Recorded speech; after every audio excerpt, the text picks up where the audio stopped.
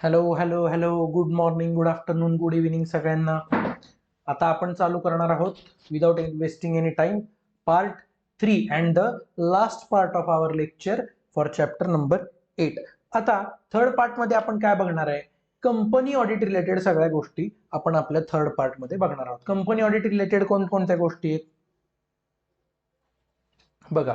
एक तर आपण पाहणार आहोत की कंपनीज ऍक्ट अंडर सीएच्या काय ड्युटीज असतात, ऑडिटरच्या काय काय ड्युटीज असतात ते आपण बघणार आहे. आणि त्याच्यानंतर एक पाहणार आहे कंपनीज ऑडिट रिपोर्ट ऑर्डर कारो 2020, ज्यामध्ये आपण पाहणार आहे की कंपन्यांचं कोणकोणत्या कंपन्यांना कारो 2020 अंडर रिपोर्टिंग लागू होतं. त्याच्यानंतर आपण काय काय रिपोर्टिंग करतो, कसं कसं करतो आणि त्या पेपरमध्ये लक्षात कसं ठेवायचे त्याच्या टिप्स आणि ट्रिक्स आपण या चॅप्टरमध्ये या सेशनमध्ये पाहणार आहोत. Without wasting any time let's go. बघा, सगळ्यात पहिल्यांदा आपण पाहूयात की companies act under reporting requirements काय काय आहेत सीएच्या as an auditor. Companies act मध्ये चार्टर्ड अकाउंटंटच ऑडिटर होऊ शकतो, त्यामुळे मी सीए म्हणत आहे. बघा, सेक्शन 143 मला काय सांगतो? Rights and duties of auditor. म्हणजे ऑडिटरचे राईट्स काय, ऑडिटरचे ड्युटीज काय, हे मला कंपनीज ऍक्टचा सेक्शन 143 सांगतो. बघा, सबसेक्शन 1 काय मला सांगतो? ऑडिटरची ड्युटी आहे to enquire on certain matters. बघा, ऑडिट चालू असताना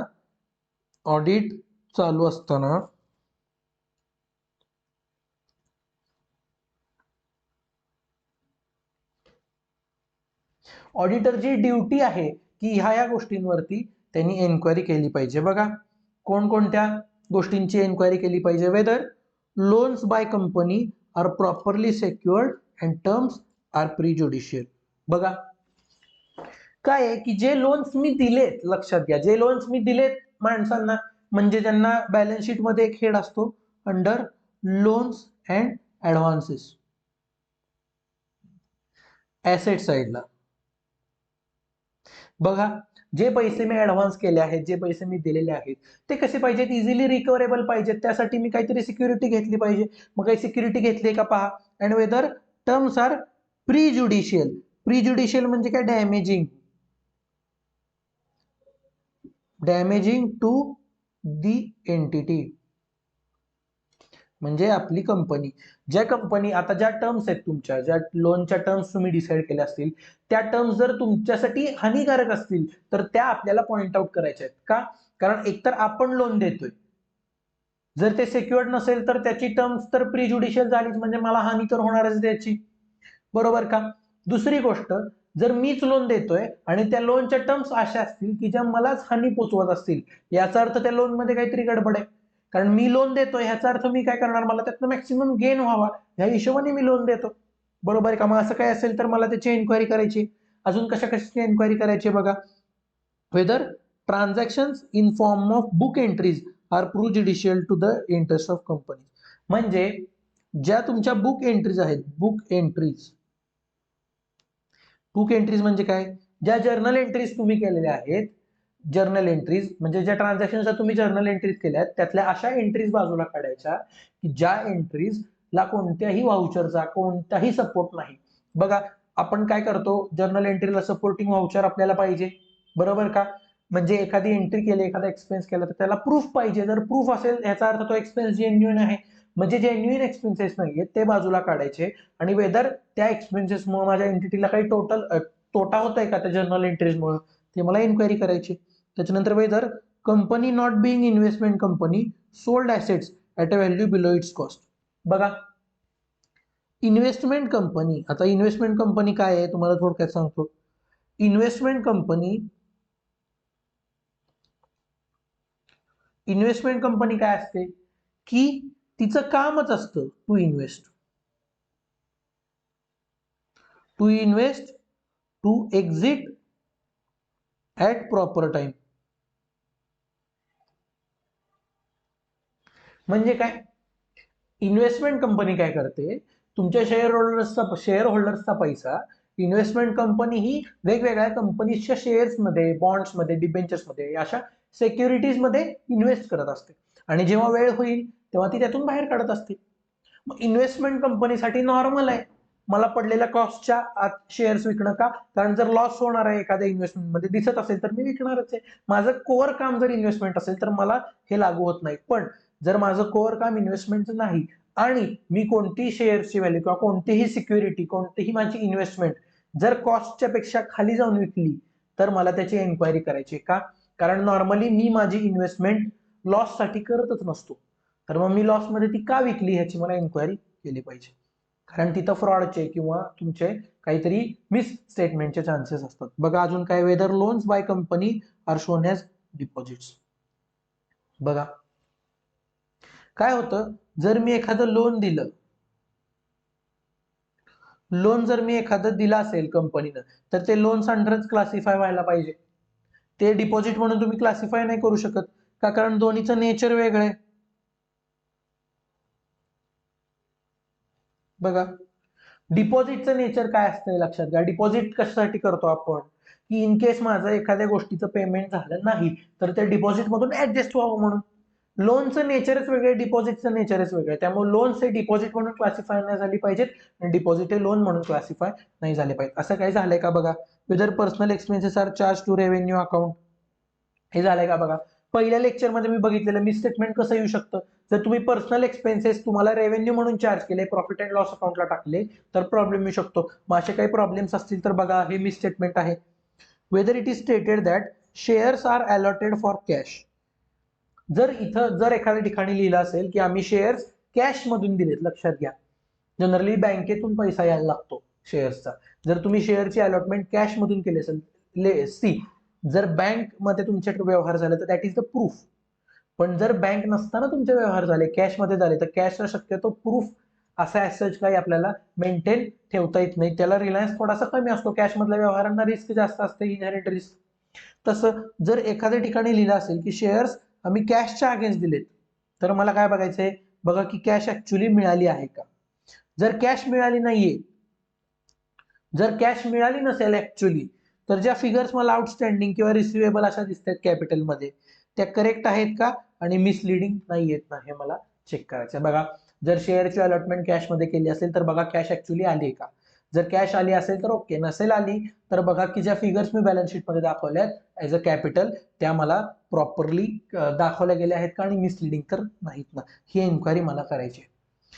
auditor to report only if answer to above points is negative. बघा वरच्या ज्या 6 गोष्टींची इन्क्वायरी आपल्याला करायची होती त्या इन्क्वायरीचे आन्सर जर निगेटिव्ह असतील म्हणजे काय बाबा, समजा मी दिलेलं लोन्स अनसेक्युअर्ड आहे तर निगेटिव्ह गोष्ट आहे माझ्यासाठी. त्याच्या टर्म्स माझ्यासाठी हानिकारक आहे, ही निगेटिव्ह गोष्ट आहे. त्याच्यानंतर मी कॉस्ट पेक्षा खाली जाऊन एखादी इन्व्हेस्टमेंट विकली, त्याचं एक्सप्लेनेशन देता आलं नाही तर दॅट इज निगेटिव्ह पॉईंट. बरोबर आहे का. जर माझ्या शेअर्स कॅपिटलच्या फिगर्स कॅश मधल्या मिसलिडिंग असतील तर that is a negative point. असे निगेटिव्ह पॉईंट असतील तर मग मात्र मला ऑडिट रिपोर्टमध्ये क्वालिफिकेशन द्यायचं आहे, मला रिपोर्ट क्वालिफाय करायचा आहे. हा पॉईंट निगेटिव्ह असतील तर okay.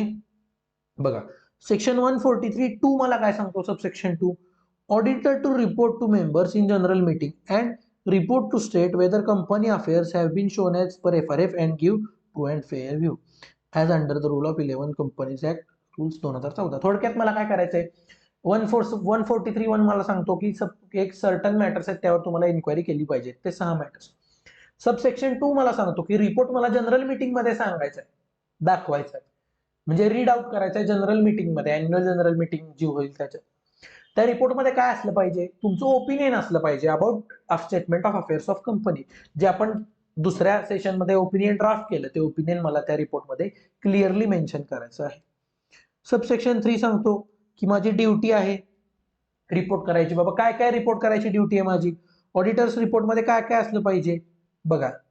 Weather auditor has obtained all information, मला सगळी इन्फॉर्मेशन मिळाली का ते असलं पाहिजे. जर नाही तर जी इन्फॉर्मेशन मिळाली नाही त्याचे डिटेल्स काय आहेत आणि त्याचे इफेक्ट काय असू शकतात, इन्फॉर्मेशन न मिळण्याचे इफेक्ट्स मला लिहायचे. माझ्या ओपिनियन मध्ये प्रॉपर बुक्स आहेत का बाबा. त्यानंतर ब्रांच अकाउंट रेग्युलरली ऑब्टेन केले गेले आहेत का. बघा ब्रांच ऑफिस मध्ये होतं सेक्शन 128 सबसेक्शन 1 मला सांगत होता की ब्रांच ऑफिस पण तुमचं हेड ऑफिसला डॉक्युमेंट मेंटेन करायचे ब्रांचचे, पण सबसेक्शन 2 मला रिलीफ देत होता की ब्रांच जर proper books of account maintain करत असेल आणि पिरियॉडिक स्टेटमेंट जर हेड ऑफिसला पाठवत असेल तर मात्र मला ब्रांचमध्येच माझे बुक्स मी मेंटेन करू शकतो. बघा, मग ते बुक्स मेंटेन केले आहेत का, ब्रांच अकाउंट्स रेग्युलरली मी वेळच्या वेळी मागून घेतलीत का हेड ऑफिसमध्ये. Whether branch audit report was received by auditor, मला ब्रांच ऑडिटरचा रिपोर्ट मिळाला होता का. Whether company balance sheet and P and L agree with books, बघा म्हणजे जे बुक्स ऑफ अकाउंट्स माझ्याकडे आहेत आणि त्या बुक्स ऑफ अकाउंट्स म्हणजे काय, journal, ledger, voucher, purchase, sale register वगैरे, त्या सगळ्यातून डिराईव्ह होणारे फायनान्शियल स्टेटमेंट्स मध्ये जे बॅलन्सेस आहेत, बॅलन्सेस जे फायनान्शियल स्टेटमेंट्स मध्ये मला दिसतात सेल परचेसच्या फिगर्स त्या आणि माझ्या बुक्स ऑफ अकाउंट्सशी ह्या ऍग्री झाल्या पाहिजेत. ते आहे का ऑडिट रिपोर्ट मध्ये मेन्शन करायचं. Whether F S comply with S, financial statements accounting standards वापरून मी तयार केले गेले आहेत का ते लिहायचं. ऑब्झर्वेशन और comment on transaction having adverse effect on company functioning, बघा असे ट्रान्झॅक्शन्स ज्यामुळं माझ्या कंपनीला तोटा होतोय किंवा ज्यामुळे माझ्या फंक्शन्स अफेक्ट होत आहेत असे ट्रान्झॅक्शन्स काही असतील तर त्याचे डिटेल्स मला रिपोर्टमध्ये लिहायचे.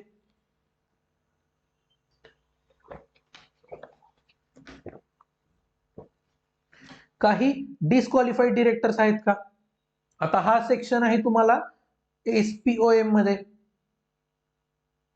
म्हणजे जे तुम्ही इंटरनंतर आर्टिकलशिप चालू असताना देणार आहात, self paste online modules SPOM, यामध्ये कंपनीज ऍक्ट आपल्याला आहे, त्यात हे आहे डिस्क्वालिफिकेशन ऑफ डिरेक्टर्स. थोडक्यात तुम्हाला सांगतो, जसं आपल्या ऑडिटरला कंपनीज ऍक्ट मध्ये तुम्ही लॉ मध्ये स्टडी केला असेल, जसं आपल्या ऑडिटरला डिस्क्वालिफिकेशन असतात तसेच कंपनीज ऍक्ट मध्ये डिरेक्टर होण्यासाठी सुद्धा, एखाद्या कंपनीचा डिरेक्टर व्हायचा असेल तरी सुद्धा तुम्हाला तुमची एक डिस्क्वालिफिकेशनची वेगळी लिस्ट दिलेली असते. मग त्या लिस्टमध्ये जे डिरेक्टर डिस्क्वालिफाय झालेत ते डिरेक्टर सुद्धा मला ऑडिट रिपोर्ट मध्ये मेन्शन करायचे. त्यानंतर माझं काही क्वालिफिकेशन असेल किंवा ऍडव्हर्स रिमार्क असेल, माझ्या ओपिनियन मध्ये काही मॅटर्स बद्दल मला क्वालिफिकेशन ऑफ ओपिनियन देत असेल किंवा ऍडव्हर्स ओपिनियन देत असेल तर ते आणि त्याचं explanation. Internal financial controls and its operating effectiveness, internal financial controls मी पाहिले होते चॅप्टर इंटरनल कंट्रोल मध्ये, by compliance with laws and regulations, financial reporting objective, त्यानंतर सेफ गार्डिंग ऑफ ऍसेट्स, बरोबर आहे का, असे 5 पॉईंट्स मी पाहिले होते, 4 किंवा 5 पॉईंट्स. मग त्या 5 पॉईंट्स बद्दल सुद्धा मला इथं रिपोर्टिंग करायचं की माझे financial controls whether they are operating effectively. बघा हे रिपोर्टिंग कुणाला लागू होत नाही, आयएफसी इंटरनल फायनान्शियल कंट्रोल बद्दलचं रिपोर्टिंग लागू होत नाही.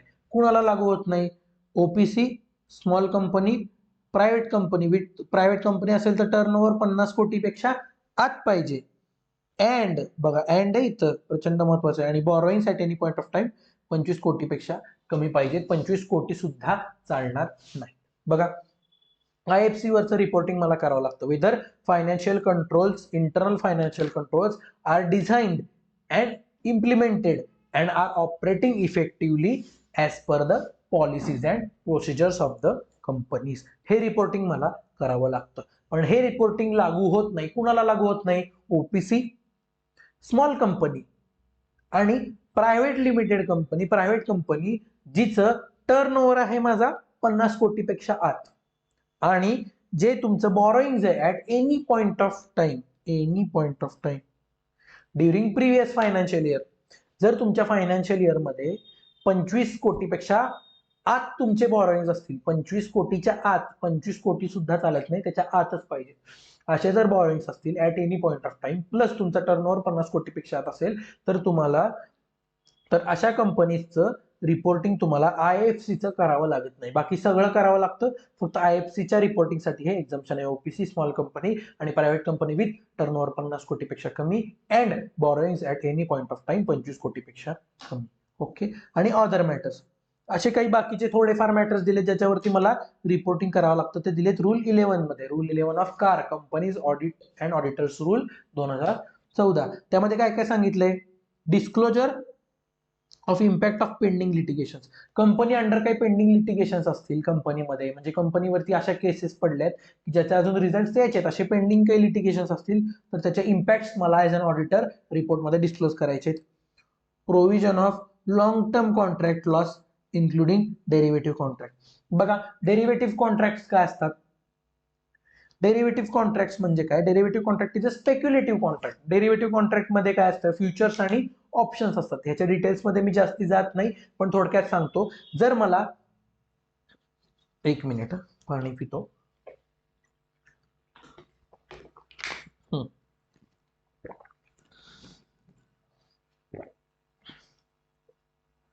बघा, डेरिव्हेटिव्ह कॉन्ट्रॅक्ट काय प्रकार असतो थोडक्यात तुम्हाला सांगतो. डेरिव्हेटिव्ह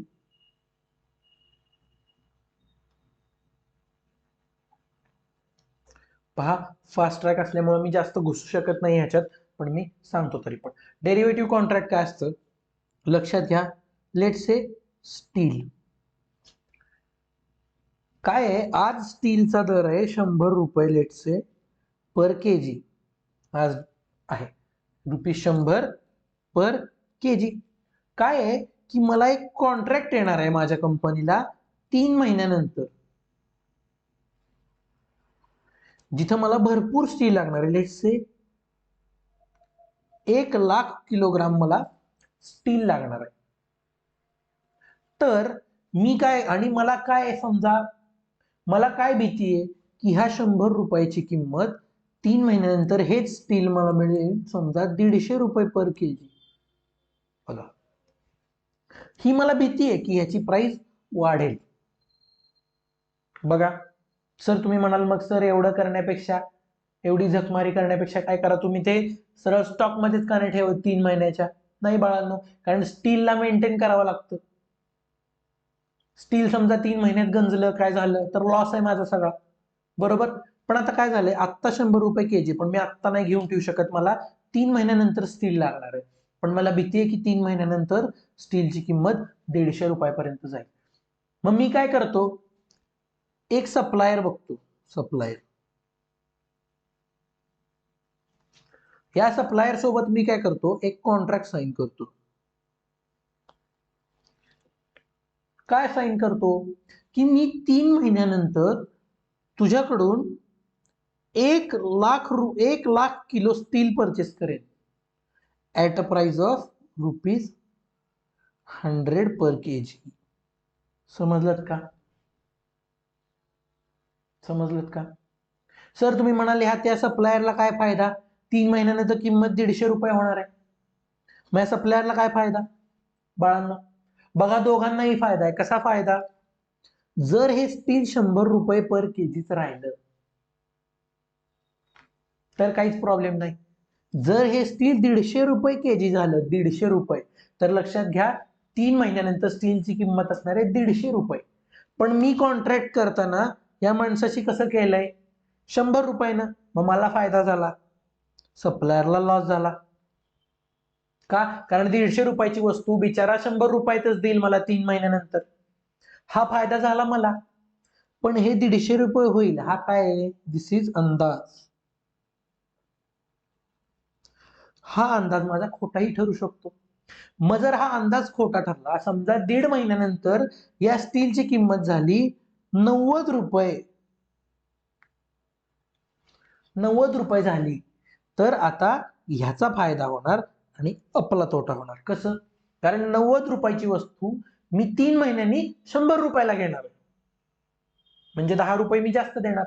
आणि सप्लायरला काय फायदा झाला की ज्या वस्तूची किंमत 90 रुपये त्या अगेन्स्ट या सप्लायरला 100 रुपये मिळाले. समजलं का? ह्या अशा कॉन्ट्रॅक्ट्सना म्हणतो आपण डेरिव्हेटिव्ह कॉन्ट्रॅक्ट्स.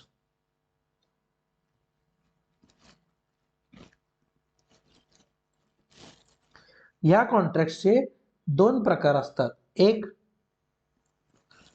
बाय डिलिव्हरी आणि दुसरं विदाउट डिलिव्हरी.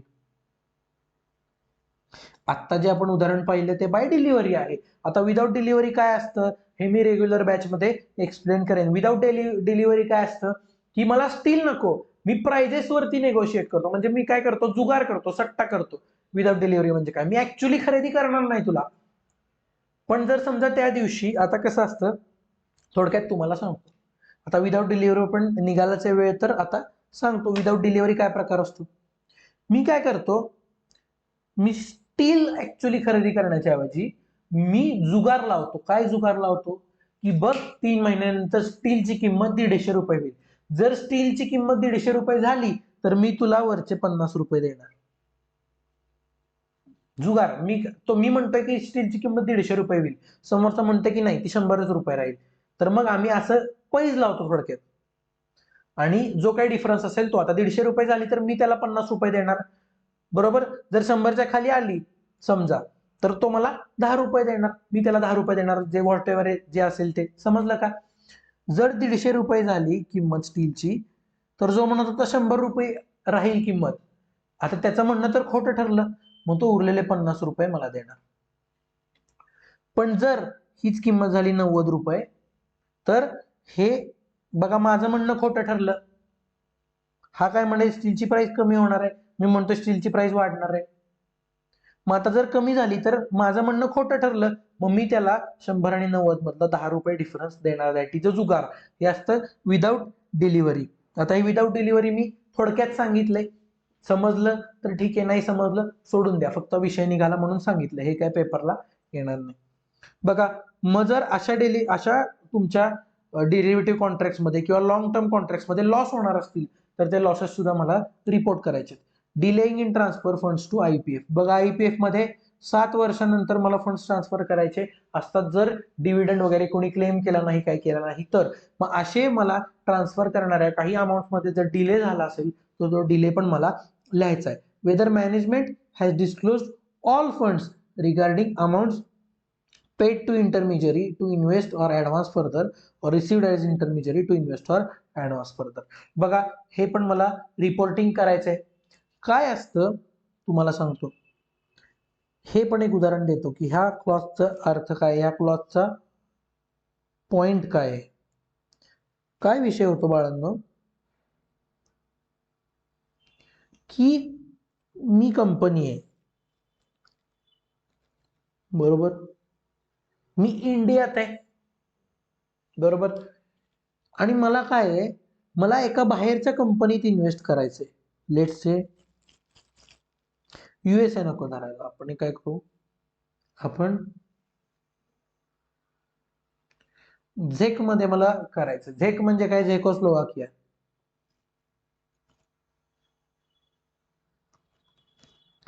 झेक रिपब्लिक. झेकोस्लोवाकिया या कंट्री मधल्या एका कंपनीत मला इन्व्हेस्ट करायचंय, लेट्स से, बरोबर. आता काय की अशी फॅसिलिटी नाहीये, लॉज परमिट करत नाहीत, लॉज मला परमिट करत नाहीत डायरेक्ट इन्व्हेस्ट करायला. मग अशा वेळी मी काय करतो, एक इंटरमिजियरी बघतो. ह्या कंपनीमध्ये मी पैसे देतो, ह्या कंपनीला मी पैसे देतो इथं इन्व्हेस्ट करण्यासाठी. लक्षात येते का? म्हणजे मिडलमॅन मी बघतो, एजंट बघतो. मग अशी काही अमाऊंट असेल की मी इन्व्हेस्ट करायला दिली असेल फर्दर इंटरमिजियरीला, तर ती अमाऊंट मला मेन्शन करायची. किंवा झेकनी अमाऊंट दिली असेल माझ्या कंपनीत इन्व्हेस्ट करण्यासाठी, असा काही कांड असेल तर मला ते रिपोर्टिंग करायचं की मी इंटरमिजियरीला पैसे दिलेत, तू इन्व्हेस्ट फर्दर. किंवा कुणीतरी एका इंटरमिजियरीला पैसे दिलेत माझ्या कंपनीमध्ये इन्व्हेस्ट करण्यासाठी, असा काही मॅटर असेल तर मला तो लिहायचा आहे. आणि ह्यामध्ये काही मिसस्टेटमेंट सापडलं असेल मला तर ते सुद्धा मला मेन्शन करायचंय. त्यानंतर declaration and payment of dividend under section 123. कुठला डिव्हिडंड डिक्लेअर केला असेल, पे केला असेल तर तो प्रॉपरली प्रोसेस फॉलो केली आहे का ते द्यायचं. Weather company has use accounting software with audit trail or edit log. बघा, आता हे ऑडिट ट्रेल मी बघितलं इंटरनल कंट्रोल चॅप्टर मध्ये.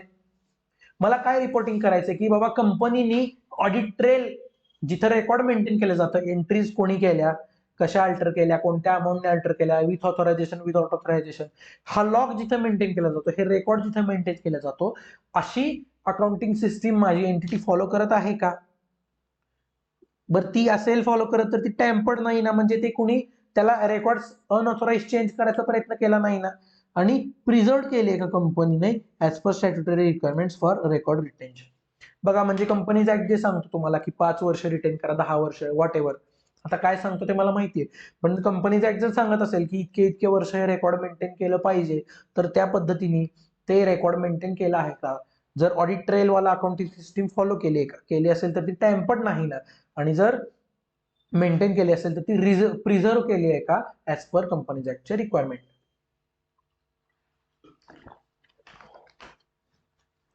हे मला सांगायचं बघा. सेक्शन 143(3) बघा सांगतो, बेसिक सांगतो बघा. सगळी इन्फॉर्मेशन मिळाली का, ब्रांच अकाउंट मेंटेन आहेत का, ब्रांच रिपोर्ट घेतला आहे का, स्टेट ऑफ अफेअर्स कंपनीचे चांगले आहेत का, whether financial statement agree with books आहे का, त्याच्यानंतर अजून काही इंटरनल फायनान्शियल कंट्रोल जे लागू होत नाहीत OPC small company private company ज्याचं टर्नओव्हर 50 कोटीपेक्षा कमी आहे, आणि तुमचे loans at any point of time 25 कोटीपेक्षा कमी आहेत का. त्याच्यानंतर एएस बरोबर माझं फायनान्शियल स्टेटमेंट्स कंप्लाय करतात का.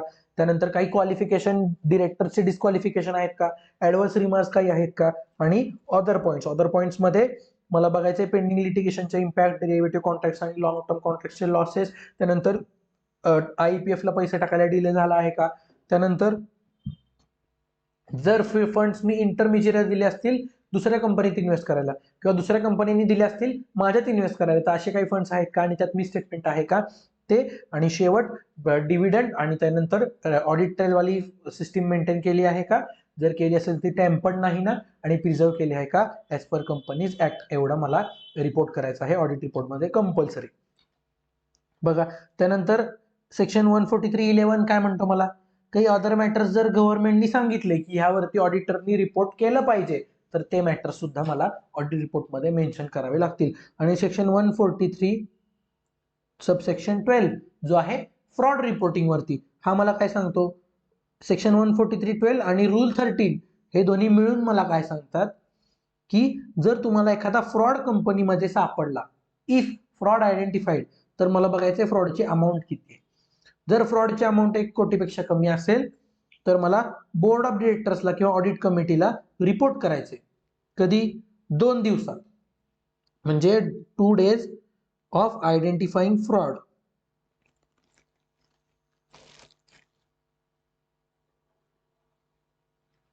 फ्रॉड सापडल्याच्या 2 दिवसात मला ऑडिट कमिटी किंवा बोर्डला सांगायचंय. काय सांगायचंय बाबा, फ्रॉडचं नेचर काय होतं, किती रुपयाचा फ्रॉड झाला, अमाऊंट इन्व्हॉल्व, कोणकोणत्या पार्टीज आहेत. जर रेमेडियल ऍक्शन घेतली नसेल कंपनीने रेमेडियल ऍक्शन घेतली नसेल तर पार्टीज इन्व्हॉल्व, आणि जर रेमेडियल ऍक्शन घेतली असेल तर जी ऍक्शन घेतली ती. फ्रॉड तुम्ही फ्रॉड फ्रॉड तुमचा करेक्ट करण्यासाठी किंवा त्याच्यासाठी करेक्टिव्ह तुम्ही काय स्टेप्स घेतल्या त्या. जर फ्रॉडची अमाऊंट 1 कोटी किंवा त्यापेक्षा जास्ती असेल तर बोर्डला रिपोर्ट करायचे, ऑडिट कमिटीला 2 दिवसात ऑफ नॉलेज, मला कळाल्याच्या 2 दिवसात दोन्ही केसेसमध्ये रिपोर्ट करायचे, आणि त्यांच्याकडून 45 दिवसात रिप्लाय एक्सपेक्ट करायचा, म्हणजे 2 दिवसात इन्फॉर्म करायचं. त्यानंतर 45 डेज वाट पाहायची त्यांच्याकडून की त्यांचा काय रिप्लाय येतोय, त्यांनी ह्या फ्रॉडसाठी काय पुढे एक्झामिनेशन केलंय का, त्यांचं काय म्हणणं आहे त्याची वाट बघायची 45 दिवस. जर रिप्लाय मिळाला तर गव्हर्नमेंटला कळवायचं 15 दिवसात, काय रिप्लाय आणि त्याच्यावरच्या ऑडिटरच्या कमेंट्स आणि माझा ऑडिट रिपोर्ट हे देऊन टाकायचं. जर रिप्लाय आला नाही तर डायरेक्ट सीजीला रिपोर्ट करायचं 15 दिवसाच्या आत, म्हणजे ह्या 45 दिवसाच्या नंतर 15 दिवसाच्या आत मला रिपोर्ट करायचंय. जर रिप्लाय आला नाही तर काय की जो माझा ऑडिट रिपोर्ट आहे तो प्लस एक नोट द्यायची ज्यात मी मॅटर्स ज्यात कळायचं की मी असे मॅटर ज्याचा मला रिप्लाय आला नाही. बघा काय, एक तर माझा ऑडिट रिपोर्ट द्यायचा आणि एक नोट द्यायची, त्या नोटमध्ये लिहायचं की हे मॅटर्स आम्ही या ऑडिट कमिटीला बोर्डला कळवले होते पण बोर्डने मला रिप्लाय दिला नाही. फॉर्म ADT 4 मध्ये मला कळवायचंय. हे दोन्ही गोष्टी आल्या का लक्षात. फ्रॉड रिपोर्टिंग सुद्धा या आहेत कंपनीज ऍक्ट अंडर ऑडिटरच्या काही रिस्पॉन्सिबिलिटीज आणि ऑडिटरच्या काही ड्युटीज की त्या ऑडिटरला कंपनीचं ऑडिट करताना फॉलो केल्या पाहिजेत. बघा, फ्रॉड रिपोर्टिंग 1 कोटीपेक्षा कमी असेल तर 2 दिवसात बोर्डला ऑडिट कमिटीला कळवा. काय nature of fraud, amount involve, parties involve, if remedial action not taken आणि रेमेडियल ऍक्शन टेकन जर केली असेल तर. 1 कोटी किंवा 1 कोटीपेक्षा जास्ती फ्रॉड असेल तर 2 दिवसात ऑडिट कमिटी बोर्डला कळवा. त्यांच्याकडून रिप्लाय येण्यासाठी 45 दिवस वाट पहा. 45 दिवसात रिप्लाय आला तर ओके, जो आलेला रिप्लाय प्लस माझे त्याच्यावरती व्ह्यूज काय आहेत ते प्लस माझा ऑडिट रिपोर्ट हे गव्हर्नमेंटला कळवून टाकायचे. 15 दिवसाच्यात हे कळवायचं जर आला रिप्लाय तर. जर रिप्लाय आला नाही तरी मला 15 दिवसाच्यात कळवायचंय. पण काय कळवायचंय, माझा ऑडिट रिपोर्ट आणि एक नोट दॅट हे मॅटर्स मी बोर्डला कळवले होते पण बोर्डचा मला रिप्लाय आला नाही. हे रिपोर्टिंग कुठं होणार आहे, सगळं फॉर्म ADT नंबर 4 मध्ये रिपोर्टिंग होणार आहे. समजलं का? हे फ्रॉड रिपोर्टिंगचे माझे पॉईंट्स आहेत. असं आता मी पाहिले ऑडिटरच्या काय ड्युटीज असतात कंपनीज ऍक्ट अंडर ड्युरिंग माय ऑडिट. बरोबर, त्यामध्ये पाहिलं सर्टन मॅटर्सवरती रिक्वायरमेंट करायची, जनरल मीटिंगमध्ये रिपोर्ट द्यायचा आणि ओपिनियन क्लिअरली स्टेट करायचा अबाउट FRF कंप्लायन्स आणि ट्रू अँड फेअर व्यू. आणि बाकी ड्युटीज पाहिल्या, फ्रॉड रिपोर्टिंग रिलेटेड ड्युटीज पाहिल्या. आणि अजून एक पाहिलं की सेंट्रल गव्हर्नमेंट जर एखाद्या मॅटरवरती रिपोर्ट करायला सांगत असेल तर त्या मॅटरवरती ॲज अन ऑडिटर मला ऑडिट रिपोर्टमध्ये मेन्शन केलं पाहिजे, त्याचा रिपोर्ट मी दिला पाहिजे in my main audit report. हे सगळं रिपोर्टिंग कुठं करायचंय? मेन ऑडिट रिपोर्टमध्येच याबद्दल मला माझी मतं मांडायची आहेत. ओके, चला आता 1-2 मिनिटाचा ब्रेक घेऊया आणि चालू करूया the most important companies audit report order कारो 2020. कारण हे 4 मार्क्सचा कंपल्सरी क्वेश्चन पडतोच. 4 मार्क्स मिनिमम आणि मॅक्सिमम 8 मार्क्स. हे कसे येणार? MCQ मध्ये तरी येतील, नाहीतर डिस्क्रिप्टिव्ह मध्ये तरी येतील. बघा आता काय येईल, कोणत्या स्वरूपाचे प्रश्न येतील, काय येतील, एक घेऊयात 2 मिनिटाचा ब्रेक आणि डिस्कस करूयात the last part of our chapter CARO 2020.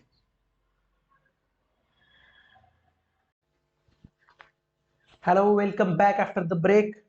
आणि आता आपण सुरुवात करूयात आपल्या कारो 2020.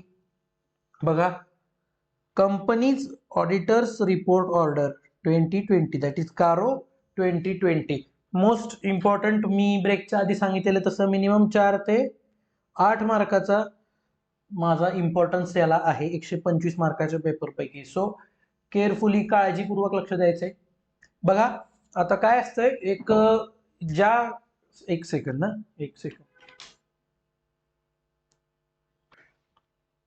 बघा आता काय आहे, मेन ऑडिट रिपोर्ट सोबत कारो 2020 अंडर सुद्धा मला रिपोर्टिंग करावे लागते.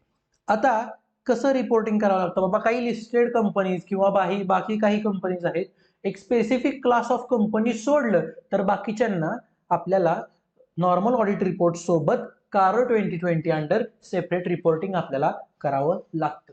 हा रिपोर्ट कसा असतो याबद्दल थोडंसं जाणून घेऊया. हा कारो नावाचा रिपोर्ट असतो. या कारो नावाच्या रिपोर्टमध्ये आपल्याला 21 टाइप्स ऑफ क्वेश्चन्स असतात. 21 क्वेश्चन ज्याला आपण म्हणतो पॅरा. मेन 21 क्वेश्चन्स असतात आणि त्याच्या अंडर आपल्याला छोटे छोटे सब क्वेश्चन सुद्धा असतात. ह्या कारोचं मोस्ट ऑफ कारो 2020 या पॉइंट्सचा आन्सर येस ऑब्लिक नो असतं. येस, नो किंवा नॉट ऍप्लिकेबल. बरोबर. आणि काही पॉइंट्स ना तुम्हाला थोडेसे डिटेल्स द्यावे लागतात. आणि ह्या डिटेल्समध्ये काही जर क्वालिफाईड किंवा ऍडव्हर्स ओपिनियन तुमचं असेल किंवा काही पॉइंट्स असे असतील की जे निगेटिव्ह आहेत, तर त्याचं बेसिस किंवा रिझन की तुम्ही तो का निगेटिव्ह पॉइंट दिला आहे हे आपल्याला या कारोच्या पॅरा नंबर 4 मध्ये रिपोर्ट करावं लागतं. हे 21 क्वेश्चन्स आहेत आपल्याला पॅरा 3 मध्ये. ओके, मग सर पॅरा 1 पॅरा 2 मध्ये काय ऍप्लिकेबिलिटी, नॉन ऍप्लिकेबिलिटी. आता कारोच्या पॅरा 3 आणि पॅरा 4 चं रिपोर्टिंग आपल्याला पाहायचं आहे. अतिशय महत्वाचा मुद्दा आहे. जर तुम्ही माझ्या फ्लो प्रमाणे गेलात आणि आपले चार्ट जर तुम्ही लक्षात ठेवलेत तर कारो 2020 हा तोंडपाठ आपल्याला होणार आहे. काय आहे, आपल्याला क्वेश्चन ज्या प्रकारे येतो, MCQ आला तर वेल अँड गुड, पण जर डिस्क्रिप्टिव्ह क्वेश्चन आला तर आपल्याला कारोच्या पॅराग्राफचं वर्डिंग सुद्धा लिहावं लागतं. तर आता आपण काय केलंय, त्या वर्डिंग्स मधले की पॉइंट्स आपण बाजूला काढलेत आणि ते एका ह्याच्यात लिहिलेले आहेत. बरोबर. आता तुम्ही जर त्यात छोटेसे वर्ब, नॉन वर्ब म्हणजे वेदर, ऑफ, ऑन वगैरे टाकलं की तुमचं एकदम क्लॉज परफेक्टली लिहून होणार आहे. बघा सगळ्यात पहिलं पाहू, कारो कुणाला ऍप्लिकेबल आहे. बघा, every company including foreign company. Foreign company म्हणजे कंपनी इनकॉर्पोरेटेड आउटसाइड इंडिया. बघा, फॉरेन कंपनीला सुद्धा लागू आहे, एक्सेप्ट बघा कुणाला लागू नाहीये.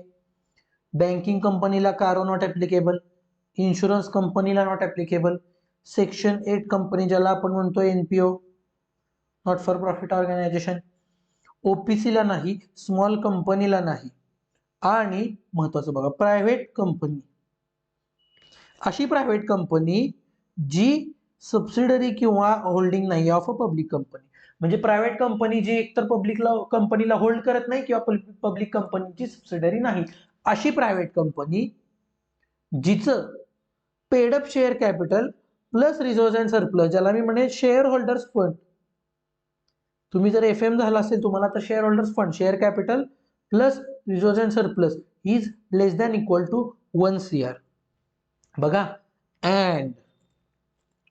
And total borrowings less than equal to 1 crore plus total revenue less than 10 crores. बघा 3 कंडिशन्स आहेत.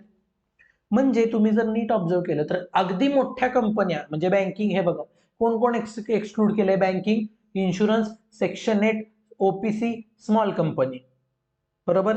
Banking, insurance, section 8, OPC, small company, आणि प्रायव्हेट लिमिटेड कंपनी, अशा प्रायव्हेट लिमिटेड कंपनीच्या एकदमच छोट्या आहेत ज्याचे पेड कॅपिटल आणि रिझर्व्ह सरप्लस मिळून 1 crore पेक्षा कमी आहे, टोटल बॉरोइंग सुद्धा 1 crore किंवा त्यापेक्षा कमी आहे, आणि टोटल तुमचा रेव्हेन्यू 10 crore पेक्षा कमी आहे किंवा 10 crore आहे. पहा इथं अँड आहे, अँड, याचा अर्थ काय तुम्हाला सांगतो, ह्याच्यातली कोणतीही एक कंडिशन व्हायोलेट झाली,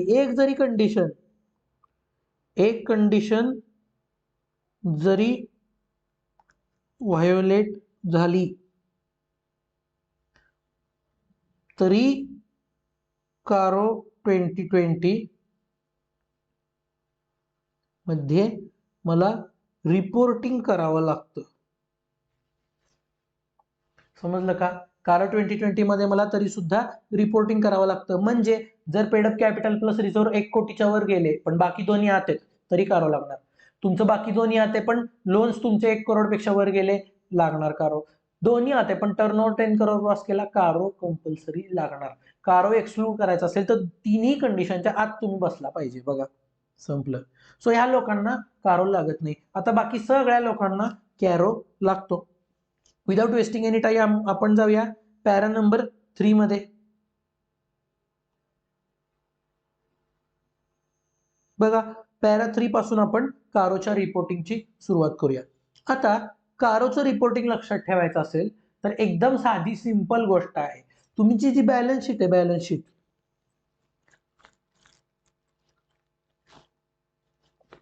या बॅलन्स शीटच्या आयटम्स नुसार रिपोर्टिंग आहे कारोमध्ये. त्यामुळे लक्षात कसं ठेवायचं तर पॅरा 3 मधला पहिला क्लॉज कुणाचा, दुसरा क्लॉज कुणाचा, हे असं लक्षात ठेवायचं. मी सांगेन तुम्हाला. बघा पॅराग्राफ 3 सुरुवात करूयात. पॅरा वाचायचं कसं लक्षात ठेवा. पॅरा 3 क्लॉज 1 कुणाचा आहे, पीपीई किंवा intangible asset. PPE is your property, plant and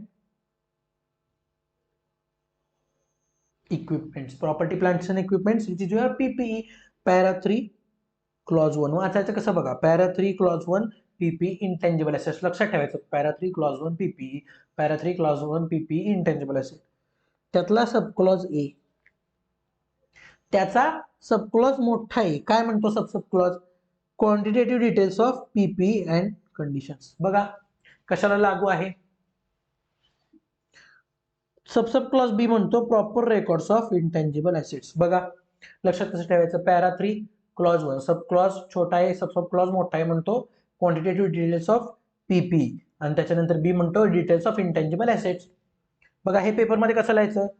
para 3 clause 1 subclause छोटासा आहे, त्याचा सबक्लॉज मोठा आहे, बरोबर. State quantitative details of PPE and its condition, existence and condition. आणि B state proper record, whether proper records of intangible assets are maintain, whether quantitative details of PPE and their condition, details regarding their conditions are maintain. Simple. Subclause B काय सांगतो मला, physical counting पीपीचं झालंय का, management कडून पीपीचं counting झालंय का, जर काही मटेरियल डिस्क्रिपन्सी असेल तर ती प्रॉपरली डील केली गेली आहे का. ओके बघा पॅरा 3 क्लॉज ए, हे पॅरा 3 क्लॉज 1 सब क्लॉज आहे, त्याचा सब क्लॉज मोठा आहे, सांगतो मला क्वांटिटेटिव्ह डिटेल्स ऑफ पीपी अँड कंडिशन. सब क्लॉज बी मोठा सांगतो की proper records of intangible assets. त्यानंतर para 3 clause 1 sub clause B, sub clause बरोबर para 3 clause 1 sub clause B मला काय सांगतो की फिजिकल काउंटिंग ऑफ पीपी झालंय का बाय मॅनेजमेंट, आणि काही मटेरियल डिस्क्रिपन्सी असेल तर ती प्रॉपरली डील केली गेली आहे का. सब क्लॉज सी सांगतो मला property title deeds in the name of company आहेत का, म्हणजे कंपनीच्या नावच्या जेवढ्या केवढ्या प्रॉपर्टीज आहेत कंपनीच्या ऍसेट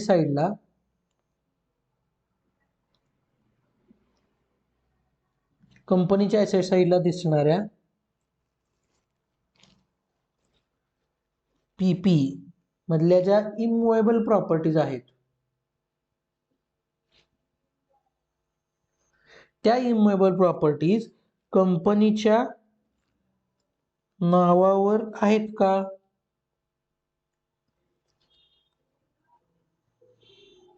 बघा कंपनीच्या नावावर आहेत का बघायचं.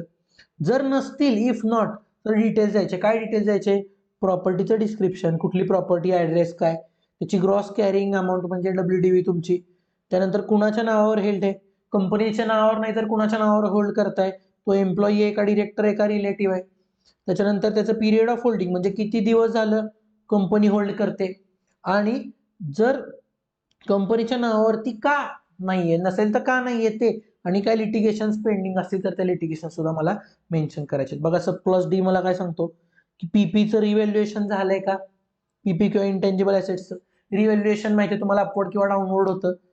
जर जर ते झालं असेल तर रजिस्टर्ड व्हॅल्यूवर मी ते सर्टिफाय केलंय का कंपनीच्या. काही डिस्क्रिपन्सी असेल 10% किंवा त्याच्यापेक्षा जास्तची, तर त्याची अमाऊंट मला स्पेसिफाय करायची आहे. कॅरिंग अमाऊंट पेक्षा 10% डेव्हिएशन असेल किंवा त्यापेक्षा जास्ती तर मला ती अमाऊंट मेन्शन करायची. आणि ई बेनामी ट्रान्झॅक्शन प्रोहिबिशन ऍक्ट 1988 अंडर काही डिस्क्लोजर ऑफ पेंडिंग लिटिगेशन आहे का. आता सर हे आपण मागच्या वेळी मी तुम्हाला सांगितलेलं TBD होतं, ते TBD आता डिस्कस करू आपण. व्हॉट इज बेनामी.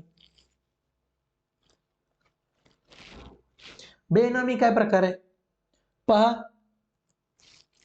हा मी आहे बरोबर, आणि मी काय, मी प्रचंड मोठा माणूस आहे. बघा आय एम रिच पर्सन, बघा मी रिच आहे. काय झालं, आणि माझ्याकडे काय झालंय, माझ्याकडं बँकिंग सोडून व्यवहार खूप होतात. म्हणजे काय लक्षात घ्या, तुम्हाला सांगितलं असेल कुणीतरी, एक असतो ब्लॅक मनी आणि एक असतो ज्याला आपण म्हणतो व्हाईट मनी किंवा मनी थ्रू बँकिंग चॅनल. जो बँकिंग चॅनल मधला पैसा असतो जो की तुम्ही ट्रेस करू शकता, तो असतो तुमचा व्हाईट मनी. आणि ब्लॅक मनी ट्रेस होऊ शकत नाही, तो काय असतो, इन फॉर्म ऑफ कॅश असतो ब्लॅक मनी. कॅशचे व्यवहार झालेले कसे, जोपर्यंत तुम्ही ते ऑन रेकॉर्ड आणत नाही बँकेत तोपर्यंत ते ट्रेस होऊ शकत नाहीत. माझा व्यवसाय कसा आहे, माझ्या व्यवसायात ब्लॅक मनी प्रचंड आहे.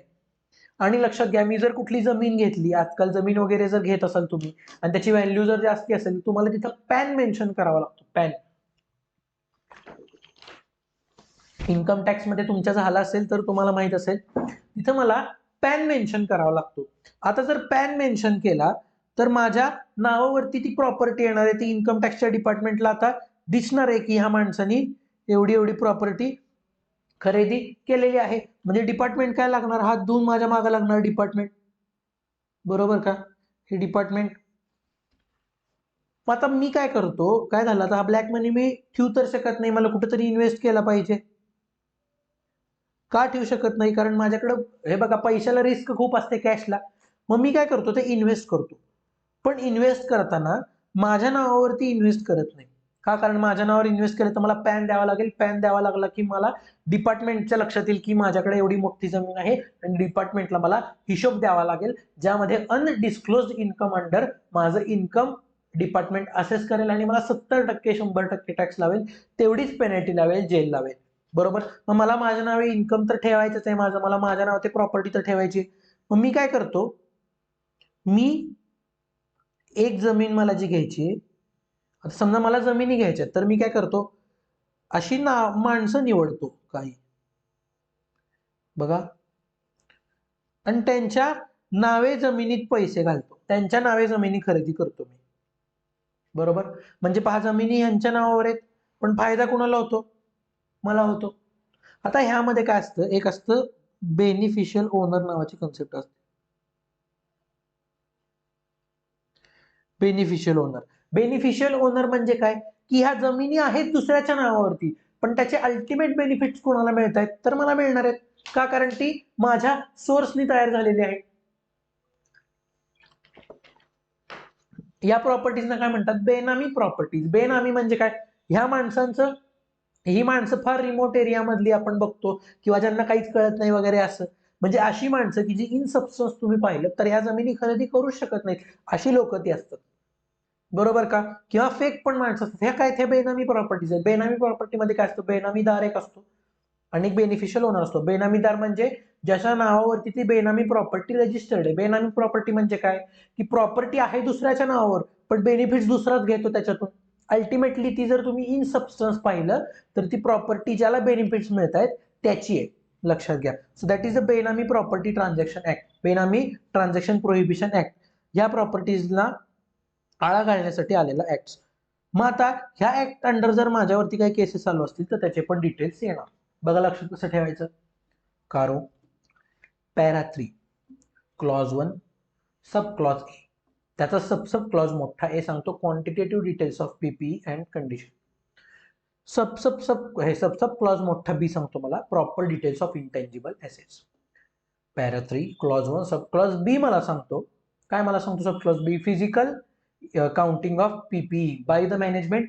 मटेरियल डिस्क्रिपन्सी असेल तर ती प्रॉपरली डील केली गेली आहे का, बरोबर. Para 3 clause 1 sub clause C मला सांगतो whether property title deeds are held in the name of company, if not details द्या, काय डिस्क्रिप्शन ऑफ प्रॉपर्टी, बरोबर. त्याच्यानंतर त्याची gross carrying amount held in the name of कुणाच्या नावे आहे, तो तुमचा डिरेक्टर आहे, मॅनेजर डिरेक्टर आहे, रिलेटिव्ह आहे का, एम्प्लॉई आहे, कोण आहे, बरोबर. त्याच्यानंतर किती दिवस माझ्याकडे प्रॉपर्टी आहे, पिरियड ऑफ होल्डिंग, आणि कंपनीच्या नावे रजिस्टर नसण्याची कारण काय, रिझन्स काय. Para 3 clause 1 sub clause D मला सांगतो की रिव्हॅल्युएशन झालंय काय पीपी किंवा इंटेंजिबल असेट्सचं. जर रिव्हॅल्युएशन झालं असेल तर रजिस्टर्ड व्हॅल्यूवरती सर्टिफाय केलेलं आहे का. जर तुमच्या क्रॉस कॅरिंग अमाऊंट जर 10% किंवा मोर डेव्हिएशन असेल तर त्याचे डिटेल्स मला लिहायचे, त्याची अमाऊंट मला फक्त स्पेसिफाय करायची आहे. Para 3 clause 1 sub clause E मला सांगतो काय, की बेनामी ट्रान्झॅक्शन प्रोहिबिशन ऍक्ट 1988 च्या अंडर काही जर पेंडिंग लिटिगेशन्स माझ्यावरती असतील, चालू लिटिगेशन्स, तर त्याचं मला डिस्क्लोजर द्यायचं आहे ऑडिटरला. अलग लक्षात. पॅरा 3 क्लॉज 1 आहे पीपीई किंवा इंटेंजिबल ऍसेट्सचा. वळूया पुढे. पॅरा 3 क्लॉज 2 आहे तुमचा इन्व्हेंटरीचा. पॅरा 3 क्लॉज 2 आहे इन्व्हेंटरीचा. त्याचा सब क्लॉज काय सांगतो, इन्व्हेंटरीचं फिजिकल व्हेरिफिकेशन झालंय का मॅनेजमेंट कडून. जर डिस्क्रिपन्सी 10% किंवा त्यापेक्षा जास्त असेल तर ती प्रॉपरली डील केली गेली आहे का. सब क्लॉज बी सांगतो, para 3 clause 2 sub clause B सांगतो वर्किंग कॅपिटल लिमिट जर मला at any point of time 5 कोटीपेक्षा जास्त सँक्शन झाला असेल तर हायपोथिकेशन ऑफ करंट ऍसेट्स झालेलं आहे का. बघा, थोडक्यात काय, एक असतं तुमचं, आता हे मी बँक ऑडिट ऑफ बँक्स मध्ये शिकवेन तुम्हाला, एक असते सँक्शन्ड अमाऊंट, बरोबर, आणि एक असते डिस्बर्स्ड अमाऊंट. बघा, आपण सँक्शन अमाऊंटचं गोष्ट करतोय. Sanction amount let's say 10 crore आहे, तर डिस्बर्सल हे मॅक्स 10 करोड होतं. बघा, सँक्शन अमाऊंट म्हणजे काय, जेवढं कर्ज मंजूर झाले ते, आणि डिस्बर्स म्हणजे त्यातलं किती कर्ज बँकेनं बॉरोअरला रिलीज केलंय. आता काही काही वेळेला काय होतं, समजा मी घर बांधणार असेल तर जेवढं माझं घर बांधून होतं तेवढं मला कर्ज रिलीज होत जातं, पण सँक्शन तर मला होल अमाऊंटचं मिळतं. सँक्शन पूर्ण घराच्या अमाऊंटचं मिळतं, फक्त लोन मिळताना जसं जसं माझं डेव्हलपमेंट होईल हाऊसची तसं तसं मला ते मिळतं, बरोबर आहे का. डिस्बर्स तसं तसं होतं. सो मला काय बघायचं, जर वर्किंग कॅपिटल मला at any point of time 5 कोटीपेक्षा जास्त सँक्शन झाला असेल, डिस्बर्स नाही सँक्शन झाला असेल, आणि बाय हायपोथिकेशन ऑफ करंट असेट्स. आता हायपोथिकेशन ऑफ करंट असेट्स म्हणजे काय, मी स्टॉक माझा तारण देतो, डेटर्स माझे तारण देतो, हे असं करून जर मला काही सँक्शन झालं असेल working capital in the way of cash credit, तर काय बघायचंय, तर बघायचंय whether quarterly statement send to bank or financial institution agree with books. म्हणजे जेव्हा तुम्हाला असं मोठे लोन सँक्शन होतात, मोठे लोन तुम्हाला वर्किंग कॅपिटल सँक्शन होतात, तेव्हा तुम्हाला क्वार्टरली तुमचे करंट ॲसेट्सच्या व्हॅल्यूज तुमच्या बँकेला कळवाव्या लागतात. त्या व्हॅल्यूज ज्या तुम्ही क्वार्टरली कळवलेल्या आहेत त्या तुमच्या बुक्सशी ऍग्री करतात का हे मला सांगायचे. पहा para 3 clause 1 sub clause A, para 3 clause 1 PP किंवा इंटेंजिबल ॲसेट्सचा, para 3 clause 1 sub clause A चा सब क्लॉज मोठा आहे सांगतो quantity details of PPE and condition. Sub clause मोठा बी मला सांगतो proper records of intangible assets. Para 3 clause 1 sub clause B मला सांगतो की फिजिकल व्हेरिफिकेशन ऑफ पीपीई झालेला आहे का बाय द मॅनेजमेंट, आणि डिस्क्रिपन्सी असेल तर ती काही मेजर डिस्क्रिपन्सी असतील तर त्या whether they are dealt with. Para 3 clause 1 sub clause C मला सांगतो की whether property title deeds are held in the name of company. If not मला डिटेल्स द्यायचे, काय द्यायचे, डिस्क्रिप्शन ऑफ प्रॉपर्टी बरोबर, gross carrying value, held in the name of, कुणाच्या नावे धरले, तो डिरेक्टर आहे का एम्प्लॉई आहे का तुमचा डिरेक्टर आहे एम्प्लॉई आहे का त्याचा रिलेटिव्ह आहे. त्याच्यानंतर मला काय द्यायचंय की त्याचं पिरियड ऑफ होल्डिंग किती आणि कंपनीच्या नावे ती प्रॉपर्टी का नाहीये त्याचे रिझन्स द्यायचे, आणि जर काही लिटिगेशन असतील तर ते लिटिगेशन सुद्धा मला मेन्शन करायचे. Para 3 clause 1 sub clause D मला सांगतो की रिव्हॅल्युएशन ऑफ पीपी oblique intangible assets bye the management weather it is certified by registered valuer, आणि जर रजिस्टर्ड व्हॅल्यूने सर्टिफाय केला असेल आणि ग्रॉस कॅरिंग अमाऊंट पेक्षा 10% किंवा जास्तीचा डिफरन्स असेल तर तो तुम्ही डिस्क्रिपन्सी त्याची अमाऊंट स्पेसिफाय करायची आहे. Para 3 clause 1 sub clause E मला सांगतो की बेनामी ट्रान्झॅक्शन प्रोहिबिशन ऍक्ट 1988 अंडर माझ्यावरती जर काही लिटिगेशन चालू असतील तर त्या लिटिगेशनचे मला डिस्क्रिप्शन द्यायचे आहेत. पॅरा 3 क्लॉज 2 आहे inventory related, sub clause A मला सांगतो की इन्व्हेंटरीचं फिजिकल व्हेरिफिकेशन झालंय का मॅनेजमेंट कडून, आणि जर 10% किंवा जास्तीची डिस्क्रिपन्सी असेल तर ती प्रॉपरली डील केली गेली आहे का. Para 3 clause 2 sub clause B मला सांगतो की वर्किंग कॅपिटल लिमिट मला at any point of time 5 crore किंवा त्यापेक्षा जास्ती सँक्शन झालेलं आहे का. जर सँक्शन झाला असेल तर by hypothecation by of current asset sanction झाला आहे का. जर झाला असेल तर जे quarterly statements whether quarterly statements provided to the bank or financial institutions whether they agree with the books. Okay, आता पुढे जाऊया. पॅरा 3 क्लॉज 3, पॅरा 3 क्लॉज 3 कशाबद्दल आहे बघा, लागीस बाय द कंपनी. लागीस म्हणजे काय, तर लागीस म्हणजे बघा loans, advances, guarantee, interest, public security. बघा लागीस लोन्स, ऍडव्हान्स, गॅरंटी, इंटरेस्ट किंवा सिक्युरिटी. बघा जर कंपनीनं दिलेले असतील, काय लोन्स दिला असेल कंपनीनं, गॅरंटी दिली असेल, ऍडव्हान्स दिला असेल, इंटरेस्ट दिला असेल किंवा सिक्युरिटी देणार असेल कंपनी, तर लागीस साठी लागतो पॅरा 3 क्लॉज 3. त्याचा सब क्लॉज ए मला सांगतो लागीस बायफर्केशन. मला बायफर्केशन द्यायचंय, ला किती आहे, एल किती आहे, जी किती आहे, आय किती आहे, एस किती आहे. बघा हा क्लॉज नॉट ऍप्लिकेबल आहे कुणाला, to company with principal business of loans. जी कंपनीचा बिझनेसच आहे लोन देण्या घेण्याचा त्याला हा पॅरा 3 चा क्लॉज 3 चा सब क्लॉज ए फक्त लागू होत नाही या लोकांना ज्यांचा प्रिन्सिपल बिझनेस आहे बँकिंगचा. बघा मला या loans and advances, guarantee, interest, सिक्युरिटीचं काय बायफर्केशन द्यायचंय की मोठ्या सब क्लॉज ए मध्ये सब क्लॉज मध्ये की सबसिडरी जेवी असोसिएटला किती दिलं आणि बाकीच्यांना किती दिलं. आलं का लक्षात. ते केल्यानंतर सब क्लॉज बी मध्ये आहे टर्म्स, त्याच्या काही प्रिज्युडिशियल आहेत का, म्हणजे काही ज्या टर्म्स आहेत लोन्स दिलेल्या कंपनीच्या त्या जर कंपनीच्या हिताच्या अगेन्स्ट असतील म्हणजे कंपनीला डॅमेजिंग असतील, प्रिज्युडिशियल म्हणजे डॅमेजिंग. जर टर्म्स डॅमेजिंग असतील तर टर्म्स डॅमेजिंग ज्या आहेत त्या लिहायच्या, whether the terms are prejudicial to the interest of the company. Sub clause C सांगतो की टर्म्स ऑफ रिपेमेंट किंवा शेड्यूल आहे का, काही रिपेमेंट शेड्यूल तुम्ही तयार केले का, त्याचं कसं मला मिळणार आहे, आणि जर रिपेमेंटचं शेड्यूल केलं असेल तर whether receipts are as per schedule regularly. म्हणजे शेड्यूलला ज्या ज्या पद्धतीने सांगितलं या तारखेला ही हप्ता मिळायला पाहिजे, या तारखेला हा हप्ता मिळायला पाहिजे, तोच हप्ता बरोबर मला मिळतोय का. सब क्लॉज डी सांगतो जर ओव्हरड्यू असतील 90 डेज पेक्षा जास्त तर सांगा की रिकव्हरीसाठी तुम्ही काय ऍक्शन घेतल्या. ओव्हरड्यू अकाउंट्स मेन्शन करा लोन्स, आणि त्याच्यासाठी तुम्ही ऍक्शन रिकव्हरीच्या काय घेतल्या त्या लिहायच्यात.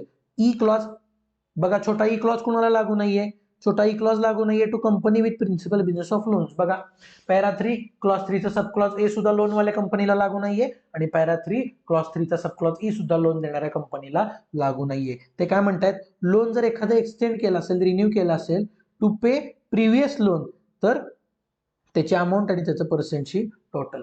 आता हा प्रकार काय होतो, काही काही वेळेला काय होतं, एक्झिस्टिंग लोन आहे 10 करोड. बघा काय असतं, तुम्ही जर लोनचे हप्ते वेळेत दिले नाहीत, लोनचे हप्ते जर वेळेत दिले नाहीत, तर तुमचं लोन क्लासिफाय होतं NPA मध्ये, नॉन परफॉर्मिंग ऍसेट. आता हा काय प्रकार आहे, हा आपण 12th चॅप्टर मध्ये TBD होणार आहे आपला, 10th चॅप्टर मध्ये TBD होणार आहे, टू बी डिस्कस. तर त्या NPA ला काय होतं, पेनल्टी इंटरेस्ट लागतं. मग ते पेनल्टी इंटरेस्ट आता कसं होतं, समजा माझा अकाउंट जर 2 वर्ष झालं NPA मध्ये आहे, मला 2 वर्षाचं व्याज लागतंय, तर अजून पेनल्टी इंटरेस्ट मला ह्याच्या पुढे लागू नये म्हणून मी काय करतो, एक्झिस्टिंग लोन पे ऑफ करण्यासाठी फ्रेश लोन घेतो आणि ते लोन पे ऑफ करतो, म्हणजे पीएल इंटरेस्ट वाचलं. आता ह्या लोनचा रेग्युलर इंटरेस्ट मी भरतो. हे अशा काही तिकडम केली असेल तर त्याची अमाऊंट आणि त्याचं टोटल मी दिलेल्या ऍडव्हान्सेस लोनशी त्याचं पर्सेंटेज. आणि सब क्लॉज एफ आहे लोन विदाउट रिपेमेंट टर्म्स. जर काही असं लोन आहे ज्याचा टर्म स्पेसिफाय नाही, रिपेमेंट कधी होणार आहे, कसं होणार आहे, तर त्याची अमाऊंट, त्याचं टोटल लोन्स अँड ऍडव्हान्सेसची पर्सेंटेज आणि त्यातले लोन्स तुम्ही रिलेटेड पार्टीला किती दिले आणि प्रमोटरला किती दिले ते वेगळं सांगायचं आहे. आलं का लक्षात? बघा पॅरा 3 क्लॉज 1 आहे, इंटेंजिबल ऍसेट्स किंवा पीपीई साठी. त्याचा सब क्लॉज आहे, त्याचा सब क्लॉज मोठा आहे, म्हणतो क्वांटिटेटिव्ह डिटेल्स ऑफ पीपीई. आणि कंडिशन सब क्लॉज मोठा बी सांगतो proper records of intangible assets. त्याच्यानंतर para 3 clause 1 sub clause B मला सांगतो की विदर फिजिकल व्हेरिफिकेशन ऑफ पीपीई और intangible assets bye the management. जर त्यामध्ये काही डिस्क्रिपन्सी असेल मेजर, तर ती प्रॉपरली डील केली गेली आहे का. Para 3 clause 1 sub clause C मला सांगतो whether property title deeds are held in the name of company or not.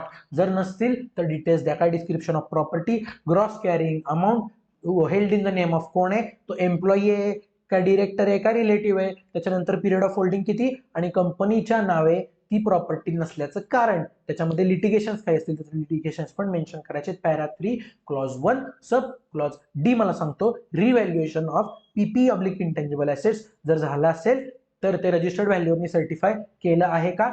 आणि जर ते व्हॅल्युएशन ग्रॉस कॅरिंग अमाऊंटच्या तुमच्या 10% किंवा मोर झालेलं असेल तर तुम्हाला ती अमाऊंट स्पेसिफाय करायची आहे. आणि para 3 clause 1 sub clause E मला सांगतो, काय सांगतो की बेनामी ट्रान्झॅक्शन प्रोहिबिशन ऍक्ट 1988 अंडर माझ्यावरती जे लिटिगेशन पेंडिंग आहेत त्या लिटिगेशनचं डिस्क्रिप्शन मला द्यायचं आहे. पॅरा 3 क्लॉज 2 आहे इन्व्हेंटरी. बघा para 3 clause 2 sub clause A इन्व्हेंटरीचं फिजिकल व्हेरिफिकेशन झालेलं आहे का बाय द मॅनेजमेंट. जर डिस्क्रिपन्सी असेल 10% पेक्षा जास्त तर ती प्रॉपरली डील केली गेली आहे का. Para 3 clause 2 sub clause B मला सांगतो की during the year working capital limit तुम्हाला जर 5 करोड पेक्षा जास्ती सँक्शन झालं असेल by way of hypothecation of current assets, तर जे क्वार्टरली स्टेटमेंट तुम्ही बँकेला किंवा फायनान्शियल इन्स्टिट्यूशनला पाठवता whether they agree with books. Para 3 clause 3 आहे लागीज by the company, loans advances guarantees interest securities by the company, म्हणजे दिलेले कंपनीने दिलेले लोन्स अँड ऍडव्हान्सेस. त्याचा सब क्लॉज ए पॅरा 3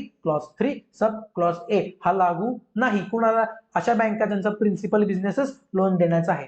आपल्याला काय करायचं आहे, ज्या लोकांना लागू आहे त्यांचं काय रिपोर्टिंग द्यायचं आपल्याला बायफर्केशन द्यायचंय. सब क्लॉज मोठ्या ए मध्ये loans and advances to subsidiary JV associates आणि सब क्लॉज मोठ्या बी मध्ये other than subsidiary JV associates. त्यानंतर para 3 clause 3 sub clause B मला सांगतो की whether the terms are prejudicial to the interest of the company. जे terms of loans and advances given by the company whether they are prejudicial to the interest of company. तिसरा point सांगतो की जर repayment terms define केले असतील तर ते repayment terms नुसार मला पेमेंट रेग्युलर येत आहे का. त्याच्यानंतर 4 जर ओव्हर ड्यू असतील 90 डेज पेक्षा जास्ती तर तुम्ही रिकव्हरीसाठी काय ऍक्शन दिल्या त्या अकाउंट्स मेन्शन करा आणि रिकव्हरीसाठी तुम्ही काय ऍक्शन घेतल्या तेही मेन्शन करा. त्याच्यानंतर सब क्लॉज तुमचा ई येतो तो सुद्धा लागू नाही ज्यांचा प्रिन्सिपल बिझनेस बँकिंगचा आहे त्यांना. मला काय रिपोर्टिंग द्यायचं ज्यांना ऍप्लिकेबल आहे त्यांना, की जर एक्झिस्टिंग लोन पे ऑफ करण्यासाठी जर पुन्हा लोन त्या माणसाने दुसरं घेतलं असेल तर असं लोन आणि त्याचं टोटल लोनची पर्सेंटेज मला द्यायचंय. Para 3 clause 3 sub clause F मला सांगतो की जे तुम्ही विदाउट रिपेमेंट टर्म्स काही लोन दिला असेल तर त्याचे डिटेल्स आणि त्याचं काय जर without any repayment terms loan दिला असेल तर त्याची अमाऊंट, त्याचं टोटलची पर्सेंटेज आणि त्या लोन पैकी तुम्ही प्रमोटरला किंवा रिलेटेड पार्टीला कोणतं कोणतं लोन दिले ते मला सेपरेट सांगायचं आहे. पॅरा 3 क्लॉज 4 आहे लागीस, सेक्शन 80, 185, 186 कंप्लायन्स लागीस. आता हे कसं होतं, लोन्स आणि loans advances guarantee interest security, ह्यासाठी जे company loans advance guarantee interest security देते त्यासाठी आहेत कंपनीचे सेक्शन 185 आणि 186, हे त्या लागीसला गव्हर्न करतात. ह्या सेक्शनचा कंप्लायन्स झाला आहे का नाही हे पॅरा 3 क्लॉज 4 मध्ये मी मेन्शन करतो. बघा पॅरा 3 क्लॉज 5 मला काय सांगतो की जर डिपॉझिट ऍक्सेप्टिंग कंपनी मी असेल, बघा कंपनी जर डिपॉझिट ऍक्सेप्टिंग असेल तर त्याला सेक्शन 73 to 76 लागतं कंपनीज ऍक्टचा, त्याचा कंप्लायन्स झाला आहे का, प्लस आरबीआयने ज्या गाईडलाईन्स इश्यू केल्या आहेत रिगार्डिंग डिपॉझिट ऍक्सेप्टन्स त्याचा कंप्लायन्स झाला आहे का. जर नसेल झाला तर कॉन्ट्राव्हेन्शनचं नेचर काय, काय स्वरूपाचं कॉन्ट्राव्हेन्शन झालं, काय स्वरूपाचं उल्लंघन झालंय ऑफ आरबीआय किंवा एनसीएलटी ऑर्डर, जर कंप्लायन्स झाला असेल तर ते कंप्लाय केलं गेलं आहे का. बघा आता आपण एक 10 क्लॉजेस झाले की पुन्हा पहिल्यापासून सगळे रिवाइज करू. असाचा असा कारो आपल्याला पाठ करायचा. अगदी तुम्ही माझ्यासोबत बोललात तर बेस्टच होईल, जर माझ्यासोबत नाही बोललात तर मी सांगितलेलं दना दना दना ऐकत गेलात तरीही तुमच्या कारो लक्षात राहील. आपल्याला डोळे झाकून कारो जमला पाहिजे कारण हा महत्वाचा आहे. बघा पॅरा 3 सब क्लॉज 6 काय सांगतो, सेक्शन 148 अंडर सेक्शन 148 काय, कॉस्ट अकाउंट. सेक्शन 148 सबसेक्शन 1 अंतर्गत सर कॉस्ट रेकॉर्ड्स प्रॉपरली ठेवलेले आहेत का कंपनीने. बघा तुम्हाला कंपनीज ऍक्ट मध्ये सेक्शन पाठ करायची गरज नाही, पण कारो मधलं रिपोर्टिंग देण्यासाठी तुम्हाला कंपल्सरी सेक्शन पाठच असले पाहिजे, जे की मी इथं मेन्शन केले. बाकी काही पाठ नसेल तरी चालेल, माझ्या नोट्स मध्ये दिलेलं सगळं पाठ पाहिजे कारण तो क्रक्स आहे कारोचा. बघा सेक्शन 148 सबसेक्शन 1 अंतर्गत कॉस्ट रेकॉर्ड्स प्रॉपरली मेंटेन केले गेले आहेत का. पॅरा 3 सब क्लॉज आहे, para 3 clause 7 sub clause A मला काय सांगतो की अनडिस्प्युटेड प्लस डिस्प्युटेड असे काही ड्यूज आहेत का, स्टॅट्युटरी ड्यूज, डिस्प्युटेड आणि अनडिस्प्युटेड दोन्ही स्टॅट्युटरी ड्यूज मला मेन्शन करायचे. जर त्याचं रेग्युलर पेमेंट होतंय का, अनडिस्प्युटेड प्लस डिस्प्युटेड जे स्टॅट्युटरी ड्यूज आहेत त्यांचं रेग्युलर पेमेंट होतंय का. जर पेमेंट होत नसेल रेग्युलर तर अमाऊंट बॅलन्स शीट डेटसाठी as on balance sheet date 31 मार्च रोजी 6 महिन्यापेक्षा जास्ती जी आउटस्टँडिंग अमाऊंट आहे इन्कम टॅक्स किंवा जीएसटी जे काय टॅक्सेशनचे तुमचे स्टॅट्युटरी ड्यूज आहेत त्याची अमाऊंट मला मेन्शन करायची आहे. बघा जर डिस्प्युटेड ड्यूज असतील तर डिस्प्युटेड ड्यूजची अमाऊंट आणि तो कुठल्या फोरम मध्ये डिस्प्युटेड आहे. फोरम म्हणजे काय, जीएसटी आहे का इन्कम टॅक्स आहे, त्याच्यानंतर कोर्ट कोणता आहे, हायकोर्ट आहे, ट्रिब्युनल आहे, सुप्रीम कोर्ट आहे, कुठे ड्यूज आहेत त्याचं representation is not equal to dispute. आता हा महत्वाचा पॉइंट आहे. बघा बघा एखाद्या नोटीसला समजा जीएसटी किंवा इन्कम टॅक्सची नोटीस आली आहे कंपनीला की एवढी एवढी डिमांड तुम्हाला ड्यू आहे, त्या नोटीसला जर तुम्ही रिप्लाय दिला तर ह्याचा अर्थ डिस्प्यूट सुरू झाला असं होत नाही. डिस्प्यूट कधी सुरू होतो, जेव्हा तुम्ही ऍब्सोल्युटली ऍग्री करत नाही गोष्टींना, तुमची प्रॉपर वादावादी चालू होते. नोटिसेस ला रिस्पॉन्स दिल्यानंतर डिस्प्यूट चालू होतात. सी नोटीसला रिप्लाय दिला म्हणजे डिस्प्यूट सुरू झाला असं होत नाही. Representation is not equal to dispute मला लक्षात ठेवायचं आहे. आलं का लक्षात. सो बघा पॅरा 3 सब क्लॉज 7 मला काय सांगतो, त्यातलं सब क्लॉज पॅरा 3 क्लॉज 7 मधला सब क्लॉज ए मला सांगतो काय सांगतो मला की जे स्टॅट्युटरी ड्यूज आहेत ते रेग्युलरली पे होतात का, जर होत नसतील तर बॅलन्स शीट डेटला as on balance sheet date 6 months पेक्षा जास्त आउटस्टँडिंग जे ड्यूज आहेत ते मला मेन्शन करायचे आहेत. सब क्लॉज बी मला सांगतो जे डिस्प्युटेड ड्यूज आहेत त्याची अमाऊंट आणि तो कुठल्या फोरम मध्ये डिस्प्यूट चालू आहे ते मला लिहायचं आहे. आणि मला लक्षात काय ठेवायचं आहे, keep in mind that representation म्हणजे नोटीसला रिप्लाय देणं इज नॉट इक्वल टू डिस्प्यूटची सुरुवात, कारण नोटीसला रिप्लाय दिल्यानंतर डिस्प्यूटची सुरुवात होते. आलं का लक्षात. त्यानंतर पॅरा 3 क्लॉज 8 पॅरा 3 क्लॉज 8 काय सांगतो, इन्कम टॅक्सची असेसमेंट काही माझ्यावर झालेली आहे का. असेसमेंट इन्कम टॅक्सची होते बरोबर, 3 किंवा 4 वर्षानंतर इन्कम टॅक्सची असेसमेंटची नोटीस कधी कधी डिपार्टमेंटची येऊ शकते. त्या नोटीसमध्ये जर माझ्या बुक्स ऑफ अकाउंट्स पेक्षा बुक्स ऑफ अकाउंट्समध्ये 1 करोड इन्कम होतं आणि असेसमेंटमध्ये समजा ते 10 करोड असेस झालं, म्हणजे असेसमेंटमध्ये जर जास्ती इन्कम असेस झालं तर whether assessed income of previous years is properly dealt in books, म्हणजे मागच्या वर्षीचं इन्कम जर ह्या वर्षी असेस झालं असेल तर ते मी प्रॉपरली डील केलं आहे का. बघा 33% कारोपर्यंत आपण आलेलो आहोत. पुन्हा एकदा रिवाइज करूयात, एक सेकंद फक्त. थोडस तहान लागलेली मला, बोलून बोलून पाणी पित होतो.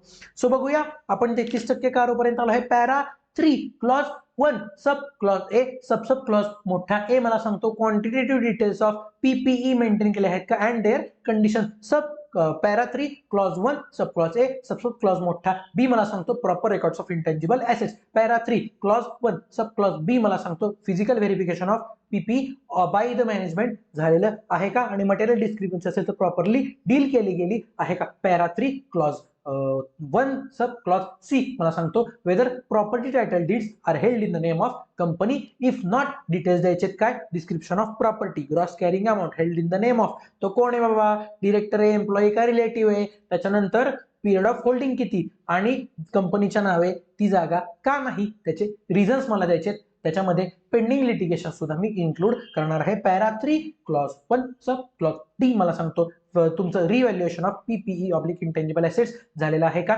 जर झाला असेल तर ते रजिस्टर्ड व्हॅल्यूवरनी सर्टिफाय केला आहे का आणि ग्रॉस कॅरिंग अमाऊंटच्या 10% किंवा त्यापेक्षा जास्त डिस्क्रिपन्सी असेल तर त्याची मला अमाऊंट स्पेसिफाय करायची आहे para 3 clause 1 sub clause E मला सांगतो की बेनामी ट्रान्झॅक्शन प्रोहिबिशन ऍक्ट 1988 अंडर जर काही लिटिगेशन चालू असतील तर त्याचे मला डिटेल्स द्यायचे आहेत त्याचं डिस्क्रिप्शन मला द्यायचं आहे पॅरा 3 क्लॉज 2 सब क्लॉज ए आहे इन्व्हेंटरीचं फिजिकल व्हेरिफिकेशन मॅनेजमेंटनं केलेलं आहे का inventory physical verification bye the management झाला आहे का आणि 10% किंवा मोर डिस्क्रिपन्सी असेल तर ती प्रॉपरली डील केली गेली आहे का para 3 clause 2 sub clause B मला काय सांगतो para 3 clause 2 sub clause B मला सांगतो की working capital limit during the year 5 crore पेक्षा जास्ती मला सँक्शन झालेलं आहे का by the way of hypothecation of current assets जर झालं असेल तर क्वार्टरली स्टेटमेंट जे मी बँकेला किंवा फायनान्शियल इन्स्टिट्यूशनला देतो ते बुक्सशी माझ्या ऍग्री करतात का पॅरा 3 क्लॉज 3 आहे लागीस बाय द कंपनी लागीस बाय द कंपनी लागीस loans advance guarantee interest security by the company त्याचा सब क्लॉज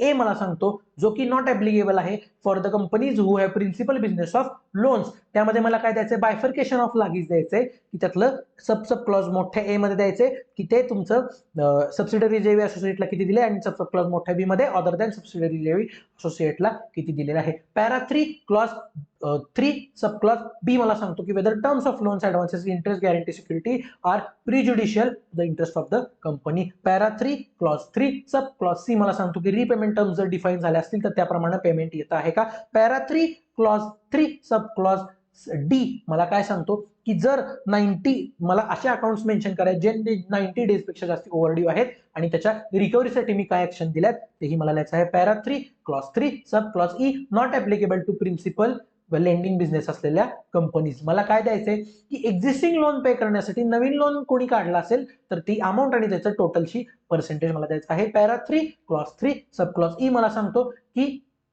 असे लोन बाजूला काढायचे ज्याचे रिपेमेंट टर्म्स डिफाईन नाहीत त्याची अमाऊंट त्याच्या टोटलची पर्सेंट लिहायचं आणि त्यापैकी मी प्रमोटरला किंवा तुमच्या प्रमोटरला किंवा रिलेटेड पार्टीला कोणकोणतं लोन दिलेलं आहे पॅरा 3 क्लॉज 4 मला सांगतो की लागीसाठी सेक्शन 185 आणि 186 चा कंप्लायन्स झाला आहे का पॅरा 3 क्लॉज 5 मला सांगतो की जर मी डिपॉझिट ऍक्सेप्टिंग कंपनी असेल तर सेक्शन 73 टू 76 आणि आरबीआयच्या डिरेक्टिव्हचा कंप्लायन्स झाला आहे का जर नसेल झाला तर कॉन्ट्राव्हेन्शन मला लिहायचंय आणि त्यासोबत आरबीआय आणि एनसीएलटीची जर काही ऑर्डर पास झाली असेल तर त्याचा कंप्लायन्स केला आहे का ते मला लिहायचंय पॅरा 3 क्लॉज 6 आहे माझा सेक्शन 148 सबसेक्शन 1 अंतर्गत मी जर कॉस्ट रेकॉर्ड प्रॉपरली मेंटेन करत आहे का पॅरा 3 क्लॉज 7 मला काय सांगतो सब क्लॉज ए मला सांगतो disputed plus undisputed total statutory dues रेटचं पेमेंट रेग्युलरली होत आहे का बरोबर त्याबरोबर मला काय लिहायचंय as on balance sheet date outstanding असलेली 6 मंथ्स पेक्षा जास्त आउटस्टँडिंग असलेली मला अमाऊंट मेन्शन करायची आहे जर रेग्युलर पेमेंट नसेल तर आणि सब सेक्शन बी मध्ये मला सांगता येतं हे para 3 clause 7 sub clause B मला सांगतो की जर डिस्प्युटेड ड्यूज असतील तर किती अमाऊंट डिस्प्यूट काय आहे त्याची अमाऊंट डिस्प्युटेड आणि forum in which this is disputed पण ते मला ते रिपोर्टिंग करताना काय लक्षात ठेवायचंय की representation is not equal to dispute para 3 clause 8 मला सांगतो की जर इन्कम टॅक्स असेसमेंट अंडर मागच्या वर्षाचा काही इन्कम ह्या वर्षी असेस झाला असेल तर ते ह्या वर्षीच्या बुक्समध्ये प्रॉपरली डील केलं गेलं आहे का नाही पॅरा 3 क्लॉज 9 कडे आपण वळूया this is loan taken by the company para 3 clause 3 loan given by the company para 3 clause 9 loan taken by the company बघा para 3 clause 9 para 3 clause 9 loan taken by the company sub clause ए सांगतो की जर काही default असेल in repayment of principal किंवा interest. जे loan मी घेतलंय त्याच्या प्रिन्सिपल किंवा इंटरेस्टच्या लोन मध्ये डिफॉल्ट असेल तर डिटेल्स मला द्यायचे. काय डिटेल्स द्यायचे? नेचर ऑफ बॉरोइंग, काय बॉरोइंग आहे, टर्म लोन आहे, डेट डिबेंचर आहे, काय आहे. त्याच्यानंतर लेंडरचा नेम, लेंडरचं नाव काय आहे. त्याच्यानंतर जी अमाऊंट ड्यू डेट मध्ये दिलेली नाही, amount not paid in due date, ते प्रिन्सिपल आहे काय इंटरेस्ट आहे. त्याच्यानंतर किती दिवसाचा डिले आहे आणि ऍडिशनल काही रिमार्क्स मला द्यायचे असतील तर मला द्यायचे आहेत. सब क्लॉज बी सांगतो, जर मी आरबीआयच्या विलफुल डिफॉल्टरच्या लिस्टमध्ये असेल तर whether I am declared as a wilful defaulter by RBI. Wilful defaulter म्हणजे काय? मी मुद्दामून जर लोन मध्ये मुद्दामच लोन थकवत असेल तर मला आरबीआय कडनं विलफुल डिफॉल्टरची एक लिस्ट तयार केली जाते, त्यात मला इन्क्लूड केलं जातं आणि मला नंतर कोणीही दारात उभं करत नाही अंडर विलफुल डिफॉल्टरची लिस्ट. बघा मग whether I am declared as a wilful defaulter para 3 clause 9 sub clause B. Sub clause C काय सांगतो? जे टर्म लोन आहे त्याच्या पर्पज साठी मी घेतलं होतं त्याच पर्पज साठी यूज केला आहे का? जर नसेल केला तर अमाऊंट किती डायव्हर्ट झाली आणि त्याचा कोणत्या पर्पज साठी ती डायव्हर्ट झाली. त्यानंतर असं काय का short term funds use for long term purpose. बघा म्हणजे कॅश क्रेडिट, तुमचं बँक ओव्हरड्राफ्ट, हे काय शॉर्ट टर्म फायनान्सेस आहेत, हे तुम्ही डे टू डे ऑपरेशनसाठी वापरायचे असतात.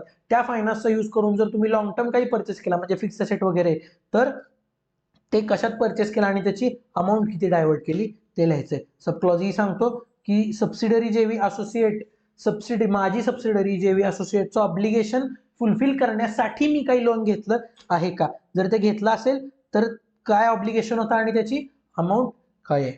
आणि last F loans raised by pledging securities of subsidiary JV associate details आणि डिफॉल्ट इन रिपेमेंट. बघा सब क्लॉज ही मला काय सांगतो? सब क्लॉज ही सांगतो की सबसिडियरी जेवी असोसिएटचं ऑब्लिगेशन फुलफिल करण्यासाठी मी काही लोन घेतलंय का.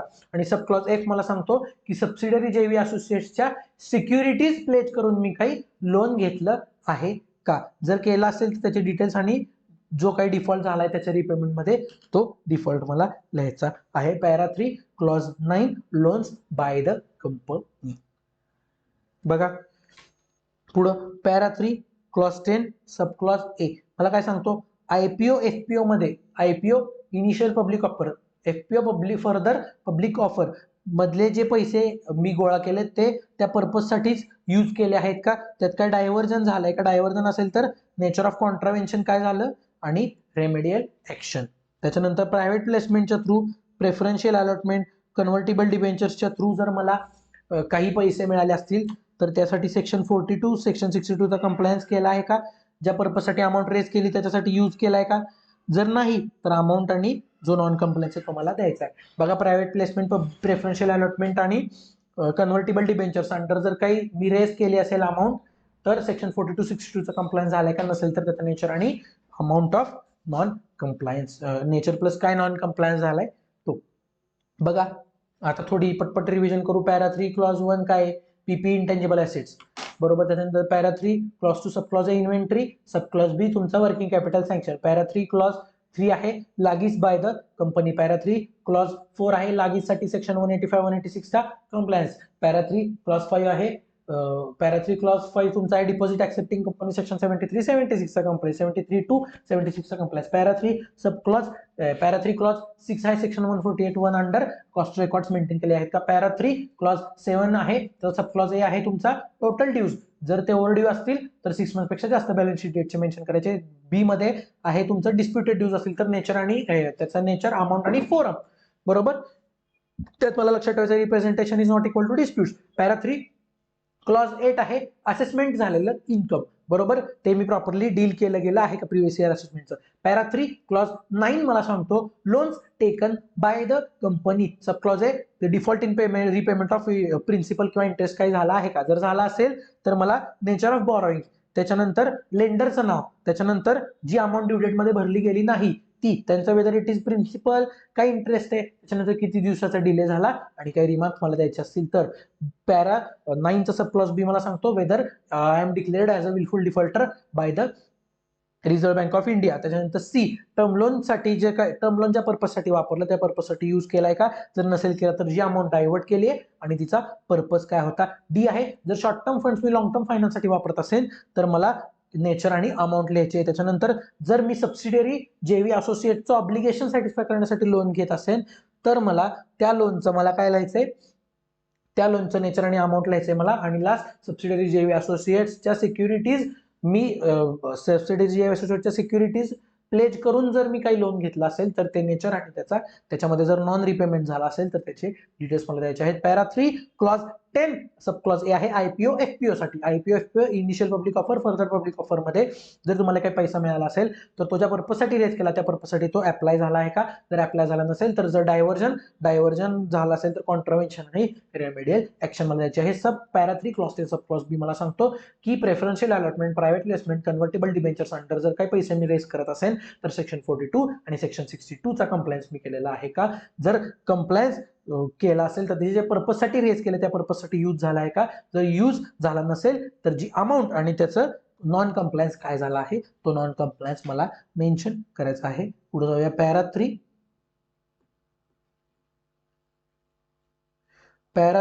क्लॉज 11. पॅरा 3 क्लॉज 11 कशासाठी आहे, फ्रॉड साठी. सब क्लॉज ए मला काय सांगतो त्यातला, जर काय फ्रॉड नोटीस किंवा रिपोर्ट झाला आहे का ड्युरिंग द इयर, जर झाला असेल तर त्याचं नेचर आणि त्याची अमाऊंट इन्व्हॉल्व. त्यानंतर बी सब क्लॉज बी सांगतो सेक्शन 143.12 प्लस रूल 13 च्या अंडर जे मला रिपोर्टिंग करायचं होतं एडीटी 4 मध्ये ते रिपोर्टिंग मी केलं आहे का गव्हर्नमेंटला. बघा पॅरा 3 क्लॉज 12 आहे हा निधी कंपनीसाठी. निधी कंपनी काय करते, निधी कंपनी लोकांकडून पैसे घेते आणि थोडंसं त्याच लिमिटेड मेंबर्स कडून पैसे घेते आणि त्यांना फक्त गरजेपुरते ते पैसे देते निधी कंपनी. बघा it net on fund requirement. Nidhi कंपनीला स्टॅट्युटरी रिक्वायरमेंट असते नेट ऑन फंड मेंटेन करायची 1:20. बघा नेट ऑन फंड, बघा जर 20, आता हे नेट ऑन फंडची रिक्वायरमेंट काय आहे तुम्हाला मी सांगतो. नेट ऑन फंडची, एक मिनिट पाणी पिऊन घेतो. बघा नेट ऑन फंडची रिक्वायरमेंट 1:20 ची असते निधी कंपनीला. 1:20 म्हणजे काय, बघा हा 1 काय आहे तुमचा ओन फंड आणि 20 आहे म्हणजे तुमचे डिपॉझिट्स. बघा जर तुमच्याकडे 20 रुपयाचा डिपॉझिट असेल तर त्यातला 1 रुपया तुमचा स्वतःचा पाहिजे, म्हणजे डिपॉझिट्सच्या बरोबर तुमचं 5% तुमचे स्वतःचे फंड्स पाहिजेत निधी कंपनीचे. ही रिक्वायरमेंट स्टॅट्युटरी असते, ही कंप्लाय केली नाही तर निधी कंपनीला ह्यूज पेनल्टीज बसू शकतात. मग निधी कंपनीसाठी आहे आपला para 3 sub clause 12. Para 3 sub clause 12चा पॅरा 3 क्लॉज 12चा सब क्लॉज ए काय सांगतो, नेट ऑन फंडची रिक्वायरमेंट 1:20 ची कंप्लायन्स होते का. सब क्लॉज बी सांगतो 10% of unencumbered term deposits to meet out liability. Unencumbered म्हणजे काय, ज्याच्यावर कोणाचा इन्कम्बरन्स नाहीये, म्हणजे माझ्याकडचे जे डिपॉझिट्स आहेत, बघा माझे स्वतःचे डिपॉझिट्स पाहिजेत ज्याच्यावरती कुठल्याही कंपनीचा चार्ज किंवा इंटरेस्ट नाहीये, to meet out my liabilities. म्हणजे जर इमर्जन्सी आली, काही लोकांचे पैसे जे मी डिपॉझिट म्हणून माझ्याकडे ठेवलेले ते जर मला परत द्यायची वेळ आली तर माझ्याकडे 10% माझे जे टोटल डिपॉझिट्स आहेत त्याच्यातले 10% डिपॉझिट्स हे अनएन्कम्बर्ड पाहिजेत, म्हणजे त्याच्यावरती कोणताही चार्ज नको, म्हणजे लोक उद्या दारात उभी राहिली तर मला ती पे ऑफ करता आली पाहिजे. आज काय बोलून विषय नाही, कारवा असा शिकायचा असतो. बघा 10% of unencumbered term deposits requirement मी कंप्लाय केली आहे का to meet out my liability. आणि सब क्लॉज सी सांगतो whether default in repayment of interest plus deposits. लोकांचं जे डिपॉझिट आहे माझ्याकडं त्याचं इंटरेस्ट आणि डिपॉझिटचं रिपेमेंट करताना काही डिफॉल्ट असतील तर त्याचे मला डिटेल्स द्यायचे आहेत. निधी कंपनी म्हणजे काय, निधी कंपनी लोकांकडून डिपॉझिट्स मेंटेन करते, लोकांकडून डिपॉझिट्स घेते बरोबर, आणि स्वतः लोकांना पुढे पैसे देते. छोट्या स्वरूपाची, एकदम छोट्या स्वरूपाची बँक असते ज्याला आपण निधी कंपनी म्हणतो, एकदम छोट्या स्वरूपाची. बँकिंग एवढी मोठी पण नाही आणि प्रोपरायटर एवढी छोटी, प्रोपरायटर सारखी छोटी पण नाही, अशी निधी कंपनी थोडक्यात असते. त्याचे डिटेल्स मी तुम्हाला निधी कंपनीच्या आपल्या लेसन मध्ये घेईन, जे इंटरला नाहीये, पण पुढच्या व्हिडिओजमध्ये मी निधी कंपनीसाठी एक छोटासा व्हिडिओ टाकेन, त्यावर आपण करूया डिस्कशन. ओके चला, काय बघितलं आपण, पॅरा 3 सब क्लॉज 9 पहिला loans taken by the company. Para 3 sub clause para 3 clause 3 sub clause आहे आयपीओ एफपीओ. सब क्लॉज बी कन्व्हर्टेबल डिबेंचर्स प्रेफरन्शियल अलॉटमेंट आणि तुमचे कन्व्हर्टेबल डिबेंचर्स प्रेफरन्शियल अलॉटमेंट आणि प्रायव्हेट प्लेसमेंट. त्याच्यानंतर पॅरा 3 सब क्लॉज 11 आहे फ्रॉडसाठी. ए मध्ये मला काय द्यायचंय की काय फ्रॉड नोटीस किंवा रिपोर्ट केला असेल तर नेचर आणि अमाऊंट इन्व्हॉल्व आहे. बी मध्ये एडीटी 4 मध्ये काय रिपोर्टिंग होत असेल अंडर रूल 13 आणि सेक्शन 143.12 तर ते मला करायचं आहे. केलं आहे का ते सांगायचं. म्हणजे सेक्शन 143 सबसेक्शन 12 आणि रूल 13 अंडर एडीटी 4 मध्ये गव्हर्नमेंटला रिपोर्टिंग केलंय का हे मला सांगायचं. पॅरा 3 सब क्लॉज 12 आहे फॉर निधी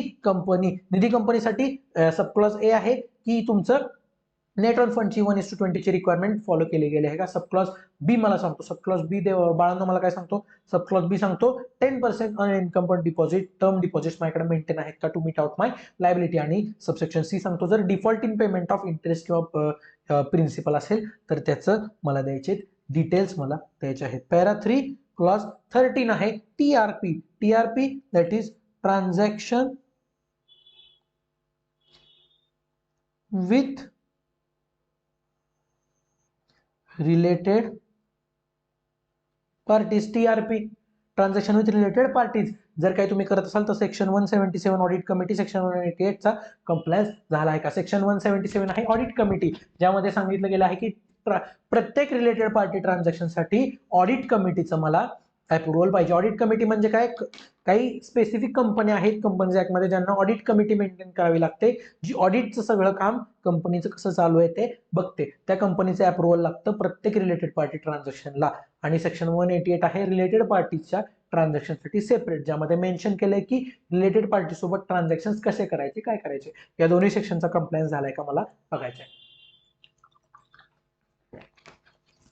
बघा त्याच्यानंतर पॅरा 3 क्लॉज 14 आहे माझं इंटरनल ऑडिट काय.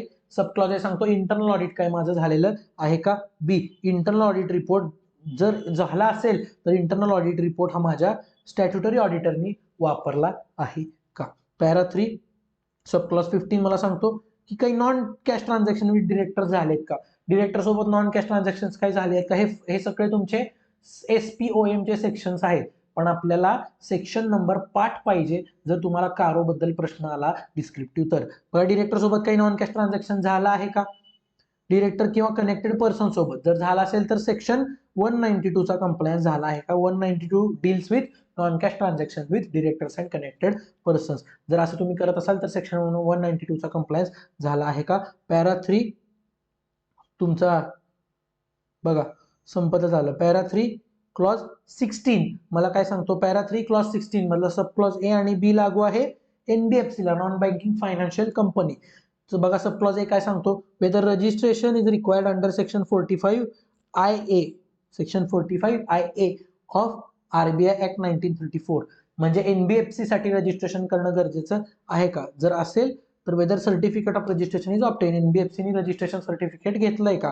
बी जर सर्टिफिकेट न घेता ट्रान्झॅक्शन अंडरटेक करत असेल विदाउट ऑब्टेनिंग सर्टिफिकेट तर NBFC ने काही सर्व्हिसेस दिल्या आहेत का. म्हणजे काय जर सर्टिफिकेट लागू आहे पण मी न घेताही काही बँकिंग रिलेटेड सर्व्हिस दिल्या तर त्या मला दिल्या आहेत का नाही ते लिहायचं आहे. सब क्लॉज सी काय सांगतो whether CIC core investment company. CIC core investment company नावातच अर्थ असतो. कोअर इन्व्हेस्टमेंट कंपनी म्हणजे काय तिचं कामच आहे वेगवेगळ्या कंपन्यांमध्ये इन्व्हेस्ट करणं. Whether CIC covers conditions to be fulfilled specified by RBI if exempted fulfils exemption criteria. बघा आता एखाद्या कंपनीला कोअर इन्व्हेस्टमेंट कंपनी म्हणजे जिचा बिझनेसच आहे इन्व्हेस्टमेंट करण्याचा फक्त इन्व्हेस्ट करते कंपनी बाकी काही करत नाही अशी जर एखादी कंपनी असेल तर तिला कोअर इन्व्हेस्टमेंट कंपनीचा दर्जा देण्यासाठी RBI ने काय लिमिट्स स्पेसिफाय केलेले असतात. त्या लिमिट्स मध्ये जर ती कंपनी बसली तर तिला कोअर इन्व्हेस्टमेंट कंपनी म्हटलं जातं. पण काही कंपन्यांना RBI ने एक्झम्प्ट सुद्धा केलेलं आहे. मग आपल्याला काय द्यायचं whether CIC covers conditions to be fulfilled. RBI ने ज्या कंडिशन्स दिल्यात त्या CIC फुलफिल करते का. बरोबर जर एक्झम्प्ट असेल कंपनी तर कोणत्या एक्झम्पशन क्रायटेरिया ती फुलफिल करते ते मला लिहायचंय. जर एक्झम्प्ट असेल तर एक्झम्पशनचा क्रायटेरिया फुलफिल होतो का. आणि सब क्लॉज डी सांगतो की जर ग्रुपमध्ये तुमच्या ग्रुपमध्ये म्हणजे सबसिडरी JV असोसिएट्सच्या सगळ्या ग्रुपमध्ये जर एकपेक्षा जास्त कोअर इन्व्हेस्टमेंट कंपनी असेल तर किती कोअर इन्व्हेस्टमेंट कंपनी ग्रुपमध्ये आहेत त्याचा मला नंबर लिहायचा आहे.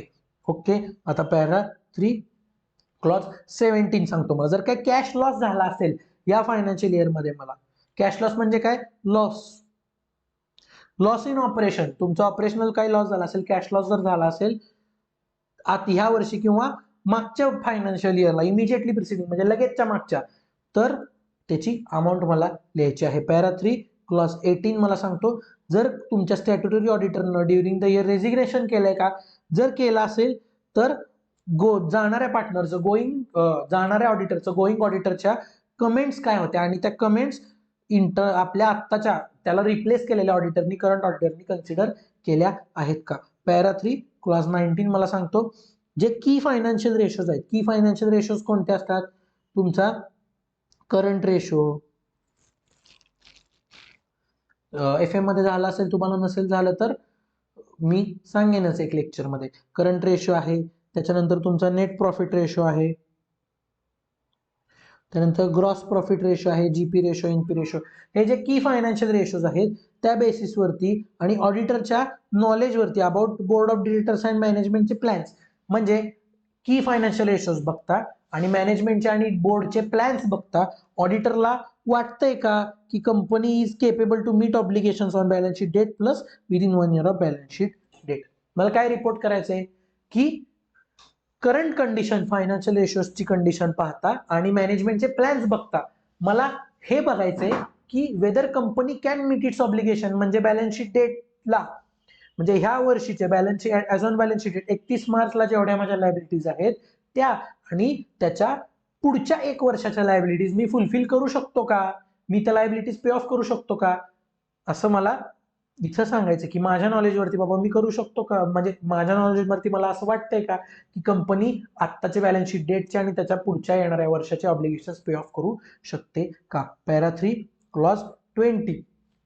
एकदा हे क्लॉजेस मी सांगतो, हे क्लॉजेस झाले की पुन्हा एकदा 21 क्लॉजेस रिवाइज करूयात, मग पॅरा 3 आणि पॅरा 4 एकदा झाला की सगळे क्लॉजेस रिवाइज करूयात आणि मग या सेशनला कन्क्लूड करूयात. ह्या सेशनला जर तुम्ही 2 वेळा जरी पाहिलं कारोचं तरी तुम्ही विषय टॉस आहे, तुम्हाला डायरेक्ट पेपरमध्ये सगळं आठवणार आहे. बघा para 3 clause 20 sub clause A मला काय सांगतो, other than on going project. आता हा पॅरा 3 क्लॉज 20 आहे CSRचा, कॉर्पोरेट सोशल रिस्पॉन्सिबिलिटी अंडर कंपनीला खर्च करावा लागतो. बघा other than ongoing project, ongoing project सोडून तुम्ही काही खर्च करत असाल आणि अनस्पेंड CSR, जो CSR तुम्ही ऑनगोईंग प्रोजेक्टमध्ये खर्च नाही केलेला, जो स्पेंड करायचा बाकी अजून, तो 6 महिन्यात फायनान्शियल इयर एंड व्हायच्या 6 महिन्यात म्हणजे 30 सप्टेंबर पर्यंत सेक्शन 135(5) प्रमाणे तुम्ही ट्रान्सफर केला आहे का अनस्पेंड CSR साठी सेपरेट अकाउंट तयार करावं लागतं, सेपरेट अकाउंट तयार करावं लागतं. काय सेपरेट अकाउंट असतं unspent CSR account, that is a separate account. Unspent CSR account नावाचं काय आहे, एक सेपरेट अकाउंट आहे. त्या सेपरेट अकाउंटमध्ये मला हे ट्रान्सफर करावं लागतं. ते me other than on going project जो अनस्पेंड CSR आहे तो त्या रिस्पेक्टिव्ह अकाउंटला ट्रान्सफर केला आहे का within 6 months from the end of financial year as per section 135 subsection 5 चा सेकंड प्रोव्हिजो. बघा 6 months of end of financial year मध्ये जो मी अनस्पेंड CSR आहे other than on going project so separate account मध्ये मी ट्रान्सफर केला आहे आणि सेक्शन 135 सबसेक्शन 2 आणि सेकंड त्याचा प्रोव्हिजो त्याचा कंप्लायन्स केला आहे का, आणि ऑन गोईंग प्रोजेक्टचा CSR अंडर सेक्शन 135(5) एका स्पेशल अकाउंटला ट्रान्सफर केला आहे का अंडर सेक्शन 135(6). बघा सेक्शन 135(5) मधला जो अनस्पेंड CSR ची अमाऊंट आहे ती मला सेक्शन 135(6) च्या अंडर एका सेपरेट अकाउंट मध्ये ट्रान्सफर करावी लागते. बघा अदर दॅन ऑन गोईंग असेल तर सेकंड प्रोव्हायझो मध्ये मी ट्रान्सफर करतो आणि ऑन गोईंग असेल तर सेक्शन 135 सबसेक्शन 6 मध्ये ट्रान्सफर करतो. बेसिक फरक आहे. बघा CSR रिलेटेड पॅरा 3 क्लॉज 20 आणि पॅरा 3 क्लॉज 21. क्लॉज 21 मला काय सांगतो, जर CFS in case of CFS consolidated financial statement CFSच्या केसमध्ये काही ऍडव्हर्स रिमार्क असेल on any group company. CFS म्हणजे काय, होल्डिंग कंपनी. होल्डिंग कंपनी च्या बुक्स मध्ये CFS तयार केले जातात. CFS कन्सॉलिडेटेड म्हणजे काय, माझे जेवढे सबसिडरीज आहेत, JV आहेत, असोसिएट्स आहेत, त्यांच्या सर्वांचे डेटा एकत्र करून मी एक बॅलन्स शीट पूर्ण ग्रुपची एक बॅलन्स शीट मांडतो. अशा केसमध्ये CFS मध्ये जर ग्रुपमधल्या एका जरी कंपनी म्हणजे सबसिडरी, जेवी, असोसिएट्स मधल्या कोणत्याही कंपनीमध्ये जर काही ऍडव्हर्स रिमार्क्स असतील, जर इफ येस देन त्याचे कारोचे पॅरा नंबर्स कंटेनिंग सच रिमार्क्स, म्हणजे त्या ग्रुपमधल्या ज्या कंपनीत ऍडव्हर्स रिमार्क आहेत त्या कंपनीच्या कारोमधला कोणता पॉईंट होता तो त्या पॉईंटचा म्हणजे त्या पॅरा नंबर आपल्याला लिहायचा आहे. म्हणजे पॅरा आपण पाहिले 3, 4, 5, 6 सब क्लॉज वगैरे तो इथं लिहायचा आहे. Para 3 clause 21. आता लास्ट पॅराग्राफ 4 आपण बघूयात. पॅराग्राफ 4 मध्ये काय आहे? पॅराग्राफ 4 मधला क्लॉज 1 सांगतो की जर क्वालिफाईड किंवा ऍडव्हर्स रिमार्क दिले आहेत पॅरा 3 मधल्या कोणत्याही पॉईंटचे, म्हणजे आता पाहिलेल्या 21 पॉईंट पैकी कोणताही जर ऍडव्हर्स रिमार्क दिला असेल तर त्याचं बेसिस लिहायचं, त्याचं रिझन मला लिहायचंय. आणि जर ऑडिटरला अनएबल टू रिपोर्ट असेल किंवा ओपिनियन, मला जर त्या पॉईंटवरती काही ओपिनियन देताच येत नसेल, म्हणजे डिस्क्लेमर द्यायचा असेल, तर तशी फॅक्ट लिहायची की मला ओपिनियन देता येत नाही आणि त्याचे रिझन्स, म्हणजे का मला ओपिनियन देता येत नाही.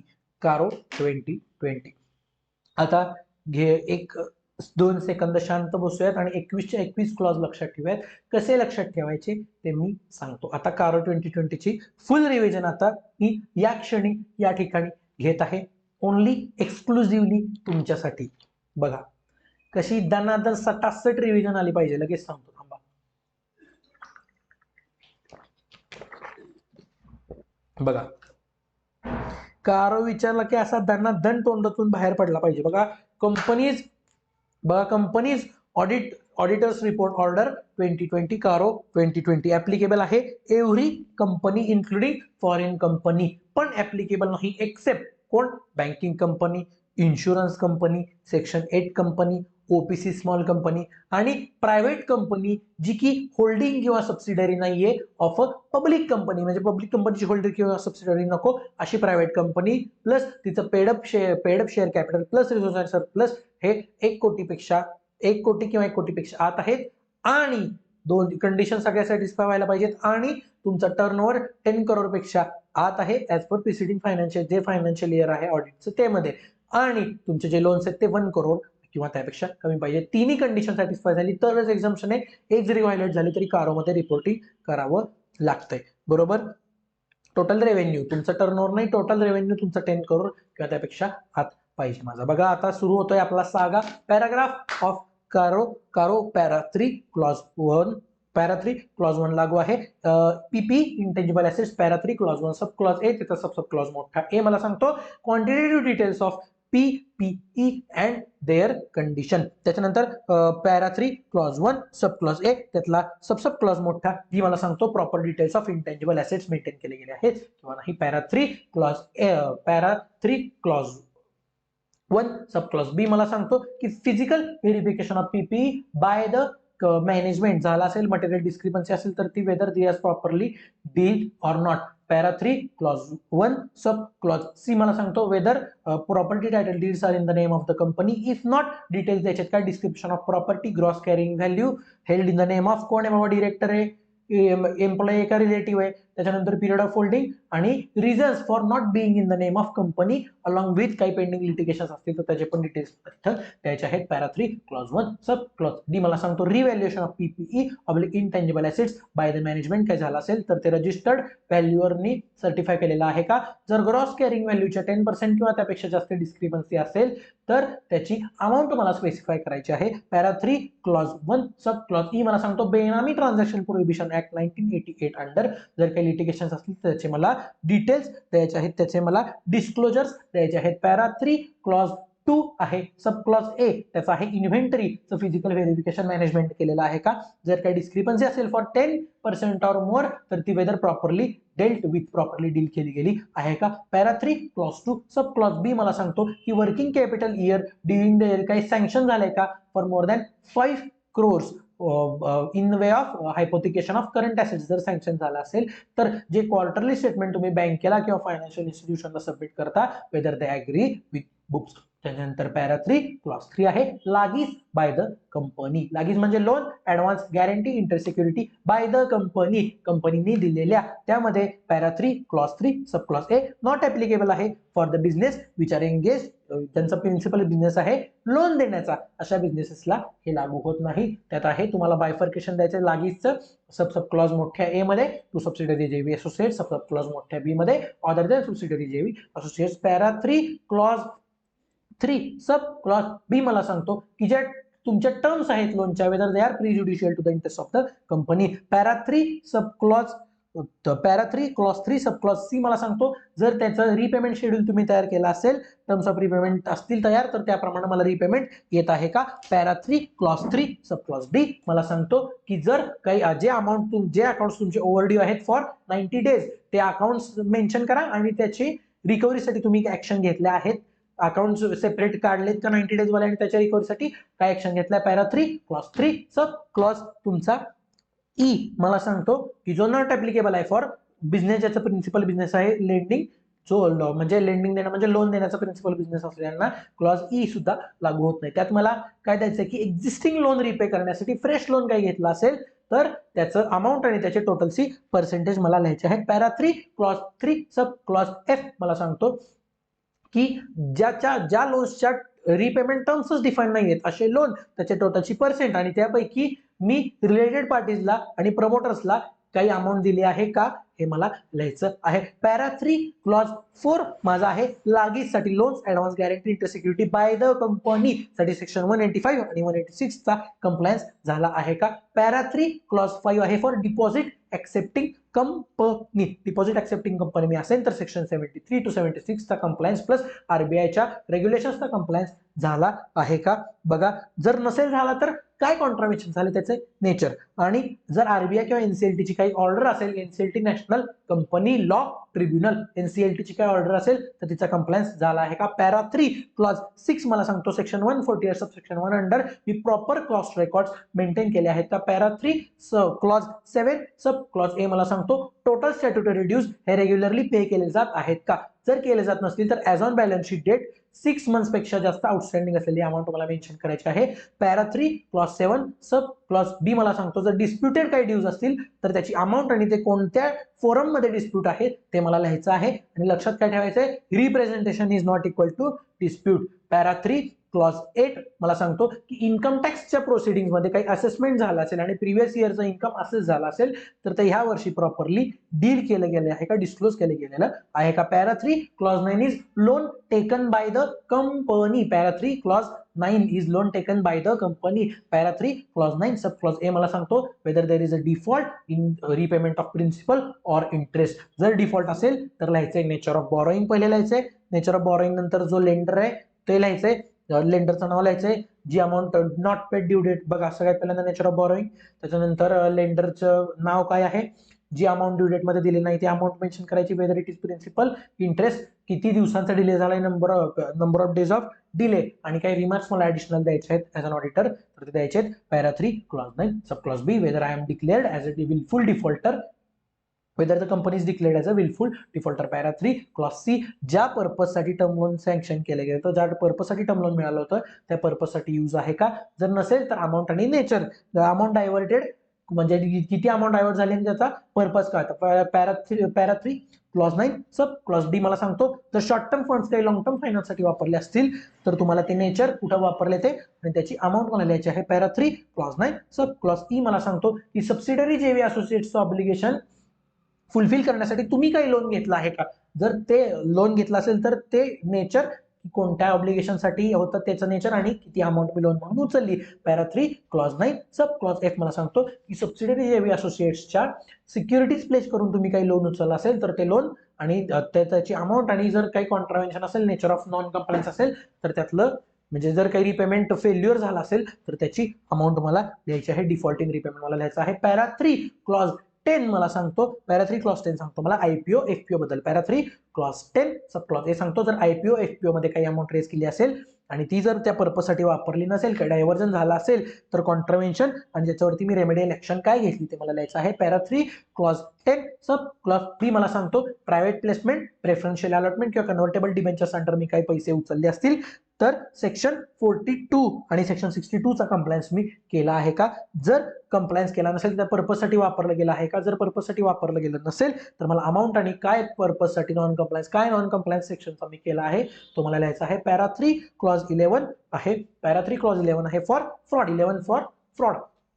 फ्रॉड मध्ये subsection para 3 clause 11 sub clause A मला सांगतो काही फ्रॉड आयडेंटिफाय झाले होते का तुम्हाला, वर्षात काही नोटीस झाले असतील तर नेचर आणि त्याची अमाऊंट. आणि पॅरा 3 क्लॉज 11 सब क्लॉज बी मध्ये सांगतो की rule 13 plus section 143.12 under form 886 मध्ये सेंट्रल गव्हर्नमेंटला काही रिपोर्टिंग केलं आहे का? पॅरा 3 क्लॉज 12 आहे for Nidhi company, Nidhi company sub clause A, para 3 clause 12 sub clause A सांगतो नेट फंड, नेट ऑन फंडची रिक्वायरमेंट 1:20 ची कंप्लाय केली गेली आहे का?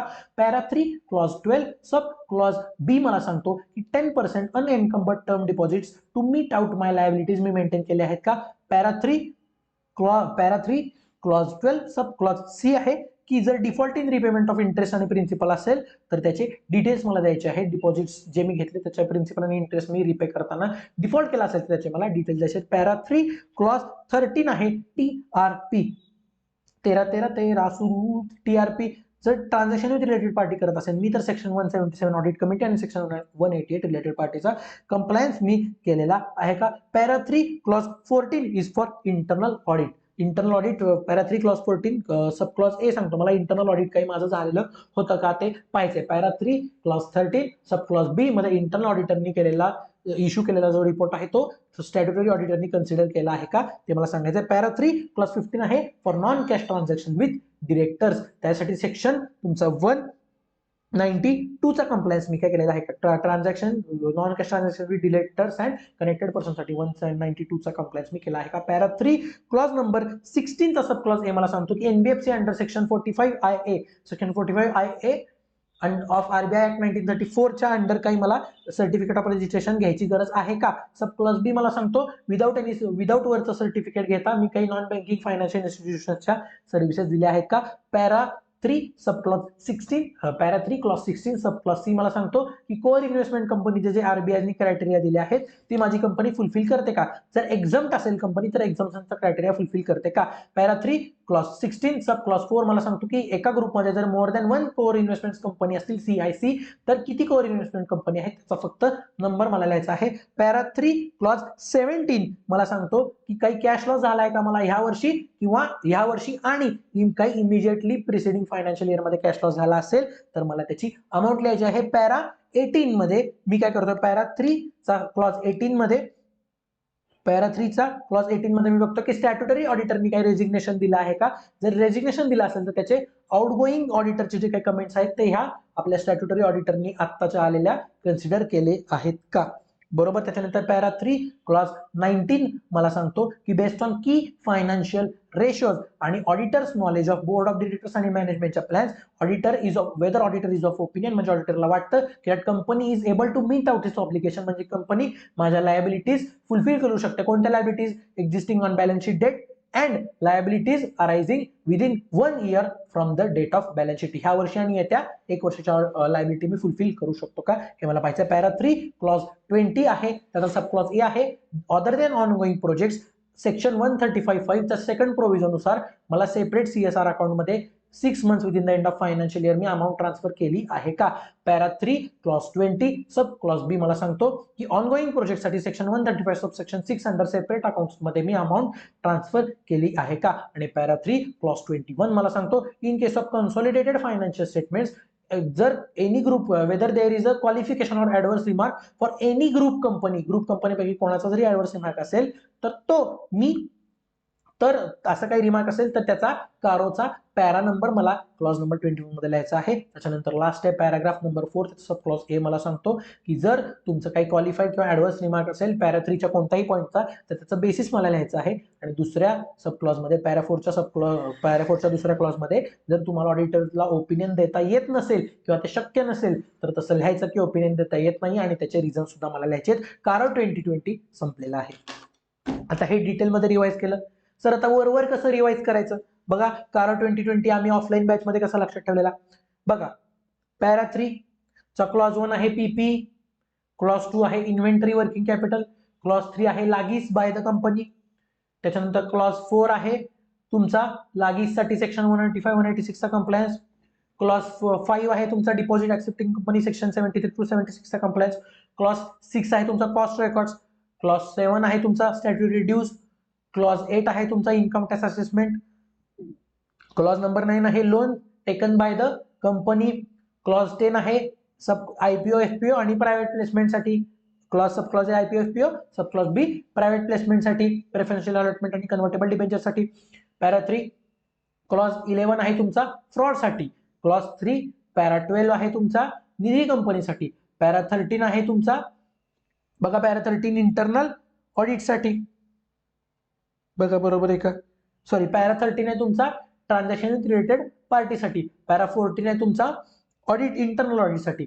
पॅरा 15 आहे non cash transaction with directors and connected पर्सनसाठी, पॅरा नंबर 16 तुमचा पॅरा नंबर 16 आहे तुमचा पॅरा नंबर 16 चे पहिले दोन क्लॉज एनबीएफसी साठी आणि शेवटचे दोन क्लॉज कोर इन्व्हेस्टमेंट कंपनीसाठी, पॅरा 17 आहे पॅरा 16 मधला पॅरा 3 मधला क्लॉज नंबर 17 आहे तुमचा कॅश लॉस साठी, पॅरा 3 मधला क्लॉज नंबर 18 आहे तुमचा आउटगोईंग स्टॅट्युटरी ऑडिटर साठी, त्याच्यानंतर पॅरा 3 सब क्लॉज 19 आहे तुमचा की फायनान्शियल रेशोज लायबिलिटी साठी, पॅरा 3 सब क्लॉज 20 आहे, पॅरा 3 क्लॉज 20 आहे तुमचा सीएसआर साठी, पॅरा 3 क्लॉज 21 आहे तुमचा सीएफएस साठी, क्लॉज 4 मध्ये सब पहिला क्लॉज आहे तुमचा ऍडवर्स साठी आणि दुसरा आहे तुमचा डिस्क्लेमर साठी. लक्षात आला असेल तर पहा.